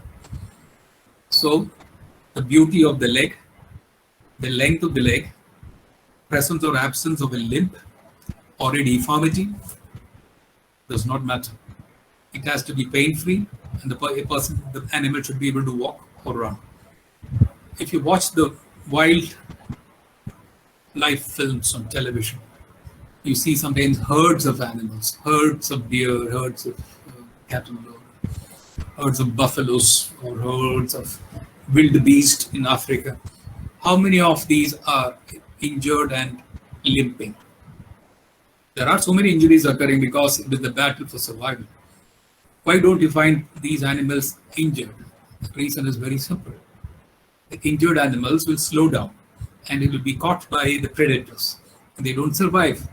They die in a very short time. So the nature's process is to reduce death in these injured people. As far as possible, let them survive. But when an attack occurs from a predator, they target the injured animals or the old animals or the very young and take them as their prey. So this need not happen in athletes. Athletes should not become invalids, handicapped people. They become handicapped in terms of inability to attend to their sport because of improper treatment. If you allow proper treatment to occur, if you follow nature's rules, healing will occur really well with minor deficiencies.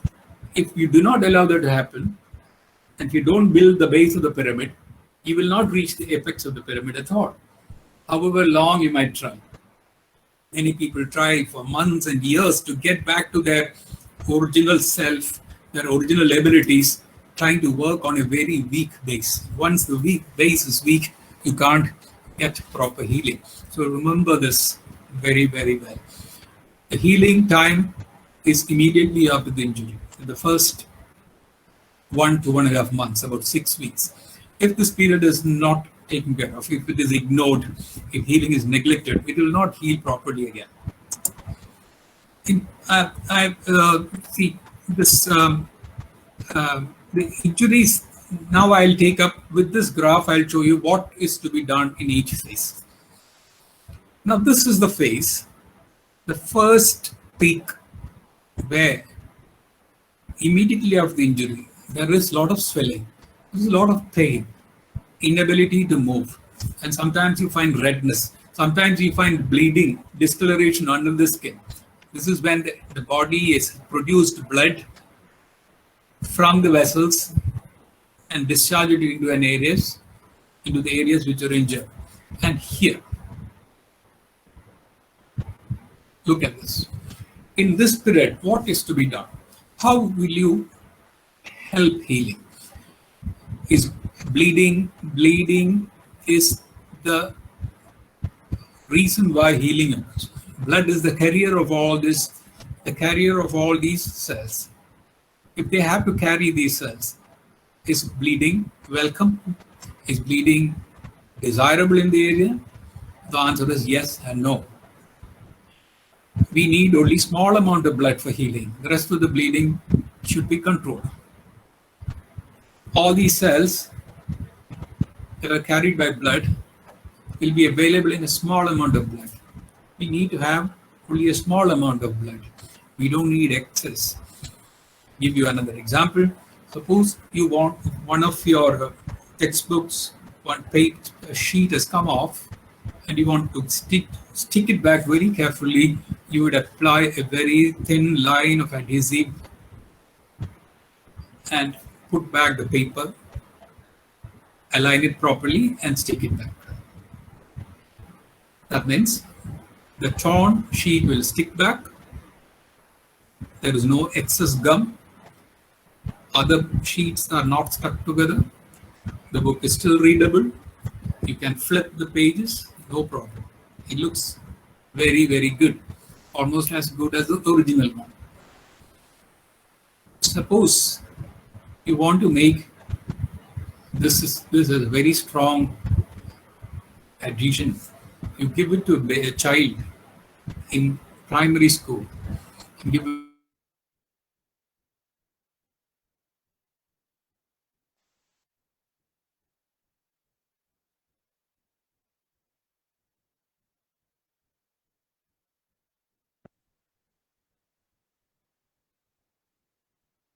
it's completely stuck.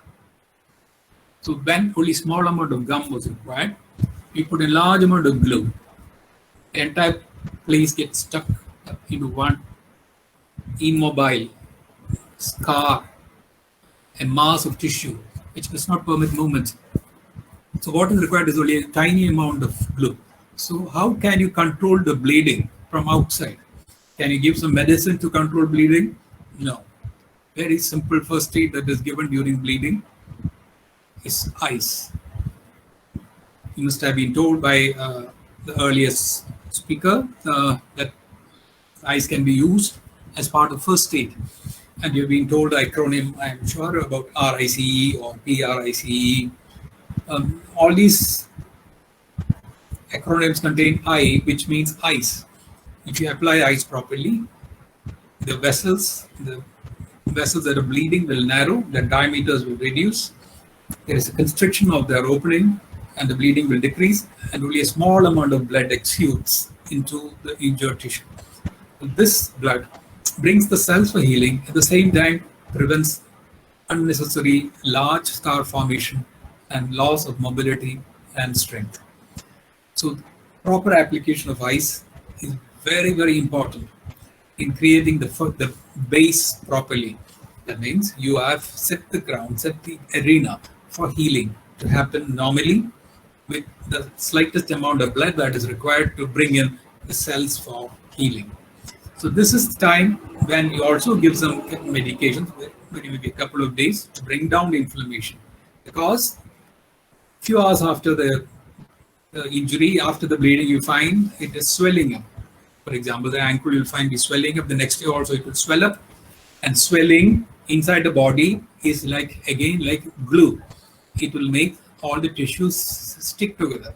This stuck together, non-immobile tissue again becomes a hindrance to proper rehabilitation. So the swelling has to be controlled. How to control the swelling? Number one, by ice. Ice will control not only bleeding, it will also control swelling. That means you have to continue using ice for about 24 to 48 hours. At the same time, you take medications to control the swelling. So you'll find a reasonable swelling, a very small amount of swelling persisting. That is essential for healing, but not in excess. So you actually manipulate the body's healing process here to get the right amount of fluid, right amount of tissue fluid there, plus the right amount of blood to commence healing. And in the repair phase, some degree of immobilization is required. If it is bone, it has to be total immobilization. It is a severe ankle sprain, a ligament injury. Again, it has to be immobilized mostly with plaster casts or sometimes with a brace. If it's a minor ankle sprain, you can try an elastocrete bandage around and walk with that, or you can walk around without bearing weight using crutches. That depends on the site of the injury and the severity of the injury. That is for helping heal. When the injured edges are not close by, when they are not approximated, healing will not occur. And if you keep moving the injured area, healing will never occur. For the body to heal the injured tissue, you have to keep it together like this, so that the bridges are created by the tissues, the cells that have come in the blood. So some amount of immobilization is required in the repair phase, and severe injury is required for at least 6 weeks. A typical severe ankle sprain will be having a plaster cast to protect it for 1.5 months, that is 6 weeks. And once it is removed, and even before that, the rehabilitation starts when the physiotherapist will have lots of things to do. Even when the person is in the plaster, there is a need for maintaining mobility of the person, to maintain the conditioning of the person. He can give things or activities which will not affect the casted limb. It can help in the movement and the rehabilitation. And then once it is removed, it has to go through several stages of exercises combined with sometimes some modalities, especially sometimes with ice application. There are techniques for the therapist to get the movement properly functioning without producing a lot of pain or inflammation in the area. Even ice is a very good choice during rehabilitation. There's in fact a method called as cryokinetics, where you combine ice and exercise, which the previous speaker would have touched upon. So this rehabilitation is very individualized. Like from the initial period, the treatment is individualized, of course. Depending on the sport or the person's ability, we decide what is the treatment required. If it's a very active person who is going to have the ligament stretched every day, you may have to have an immobilization which is more strong, and sometimes surgery is chosen to repair the ligament. Once the rehabilitation phase tapers, you have to coming to the top of the pyramid, where you have sport-specific fitness being brought in. So the initial part of the rehabilitation, it is recovering the basic properties of stability, flexibility, and strength. And then you go in the second half of the rehabilitation remodeling phase. You bring in the general sport fitness, and then the final period, person slowly enters into the specific sport of his or her choice, and you have sport-specific rehabilitation. This sport-specific rehabilitation is now the onus of the sport-specific rehabilitation transfers now from the physiotherapist onto the coach and the physical education teachers. So you see how the hierarchy is now slowly moving, and then you find that the coach and the teacher takes care of a lot of activities that can be done on the field, and then the ultimate responsibility is given to the athlete to carry out the activities in most occasions after some time without supervision. So you find the hierarchy of management, the hierarchy of treatment also is paralleling the graph. When there is an injury, when there is an immediate need, this is the time when the doctors have to be consulted, the hospitals have to be visited, proper treatment there, either conservative or with surgery, proper immobilization decided by the doctors. And as the doctor's role becomes lesser, the physiotherapist takes over, and the physiotherapist now guides the rehabilitation with occasional input from the doctor, so that the person keeps on recovering. And then this is now transferred, the onus, the responsibility is transferred for supervision to the coach and the physical education teacher, and ultimately to the athlete. So that is what I have listed in this. You must have this kind of hierarchy in the management of an injury. And the ultimate responsibility of recovering fully comes to the athlete. The athlete can also be helped with the masseur if the therapist feels it is safe to massage the injured area. So the physiotherapist, of course, they have some specific techniques for managing some overuse injuries using deep tissue release. This is a very modified form of massage, but that cannot be done by the masher. But a physiotherapist can assign the job of a general massage to the injured areas if he or she feels that the masher or the mashes can do it. But otherwise, the management hierarchy now slowly is now the responsibility of the higher positions will slowly decrease, and the athlete is now finally left alone. If this is not followed, you find that athlete skips the process, or the athlete ignores the advice given by the doctor, or later the advice given by the therapist, or later the advice given by the coach, or the interventions by the masher. Athlete will ultimately find himself or herself alone with an injury that has not healed, which does not seem to be healing at all in any time in the future. So this sources of help, where to find help, sources of information, sources of whom do you consult? This has to be followed. If you don't heed the advice at all these levels, there is no need for a doctor to follow up the athlete during rehabilitation phase, even after 6 months. They are actually almost recovered, but they are not fully fit. The therapist has to do that, and they will most preferably be attached to the team so that they can guide the athlete properly. So this is the hierarchy of management. If this is followed, you get a proper healing, a desirable outcome, and a happy athlete. For that, what we require is time. Time cannot actually be decided. It's a blanket decision that all ankle injuries will require these many months. No, it is all injuries, like all diseases, are very individualistic, specific, athlete specific, sport specific, age specific. Like taking into account of all these factors, the environmental factors, the peer pressure, the pressure from external sources, all this has to be taken along with the psychological bearing that this has on the athlete's recovery. And only then would this entire team be able to help the athlete. And the central part, the central location of the athlete in this rehabilitation process shows that the athlete can go and seek the advice of the doctor anytime he wants. You will not have to go up the hierarchy. This is very important.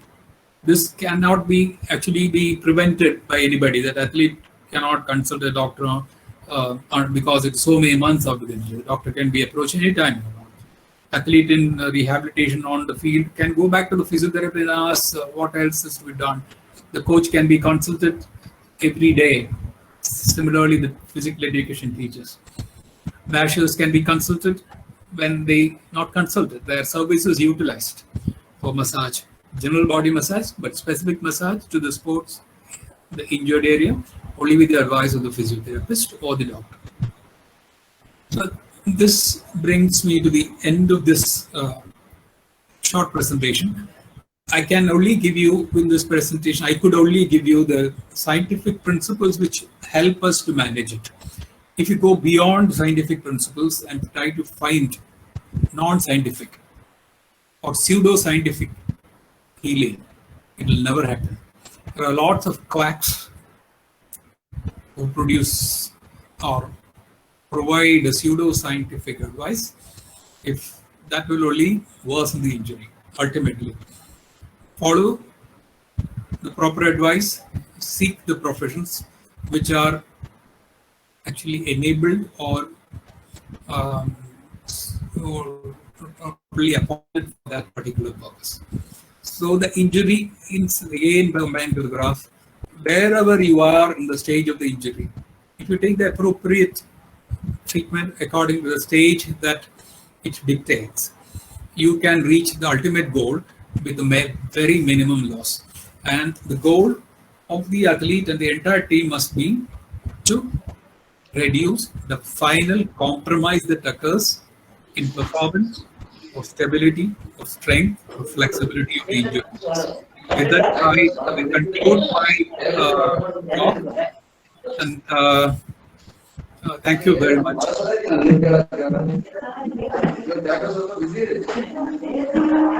Thank you, doctor. Thank you, doctor, for providing deeper insights in sports injury management. I'm sure participants are benefited by your informative talk. So there are a few questions as we are running short of time. I'm picking up two questions Yes. for you, doctor. The first question is, what is the best management for an old common peroneal nerve injury in a young sportsman? What is the best management for an old common peroneal nerve injury in a young sportsman?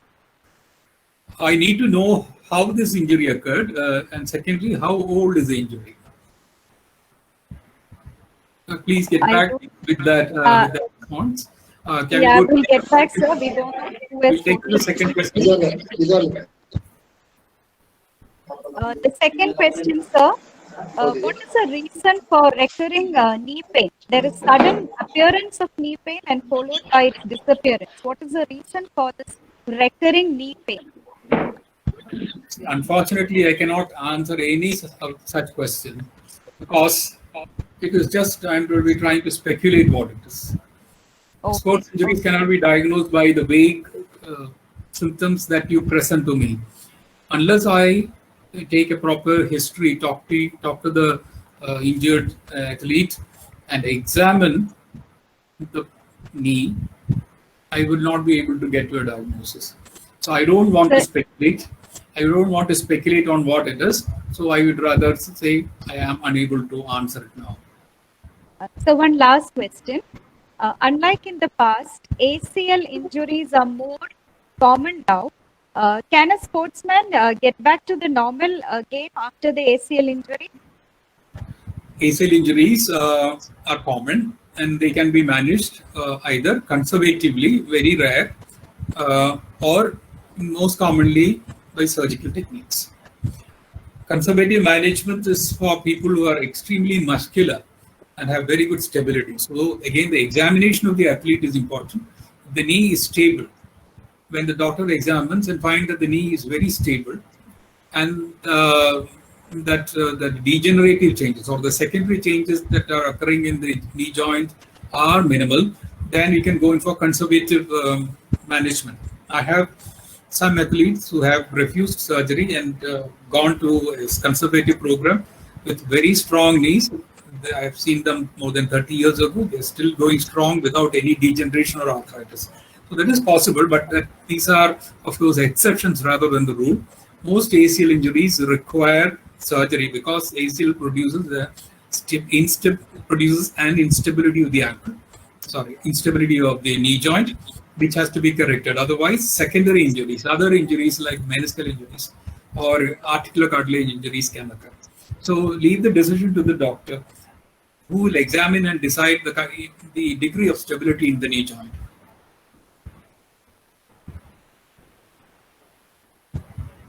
Thank you, doctor. Thank you so much, doctor. In spite of your busy schedule, you have joined us this webinar. Thank you for the insightful talk too. I now request Mr. Srinivas, member, Physical Education Federation of India, Karnataka, to speak a few words. Thank you, madam. Thank you very much. It's my proud privilege. It was a wonderful session by our both the resources. First of all, I thanks to our first speaker, Dr. Nitin Prakash. Nitin Prakash has spoken about the it's a very informative session by Prakash Nitin sir. He spoken about the when there is an injury, what are the measures to take the things. He's a sports psychiatrist of Alvas College. Thank you, sir. It was a wonderful session. Thank you very much, Nitin Prakash, sir. Thank you. Thank you, sir. Thank you. Another one thing is on his busy schedule, Saraz with another meeting is there with another one session. We requested to George Matthew, sir, in the last 2 days back. He's agreed to in the national webinar. given an insightful session by Sir.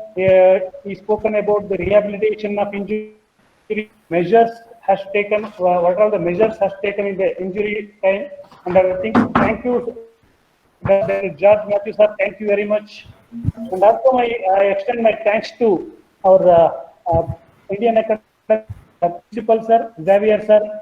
It was a wonderful webinar organized by Indian Academy. Thank you, Xavier, sir. And also, I extend my thanks to our Indian Academy team members, all Indian Academy family members. Thank you. And also, I extend my thanks to our physical Sri Prasanna Gowda, sir. Thank you, sir. Thank you very much. And also, I extend my thanks to our PEFI India, Physical Education Foundation of India. Thank you, sir. Thank you very much.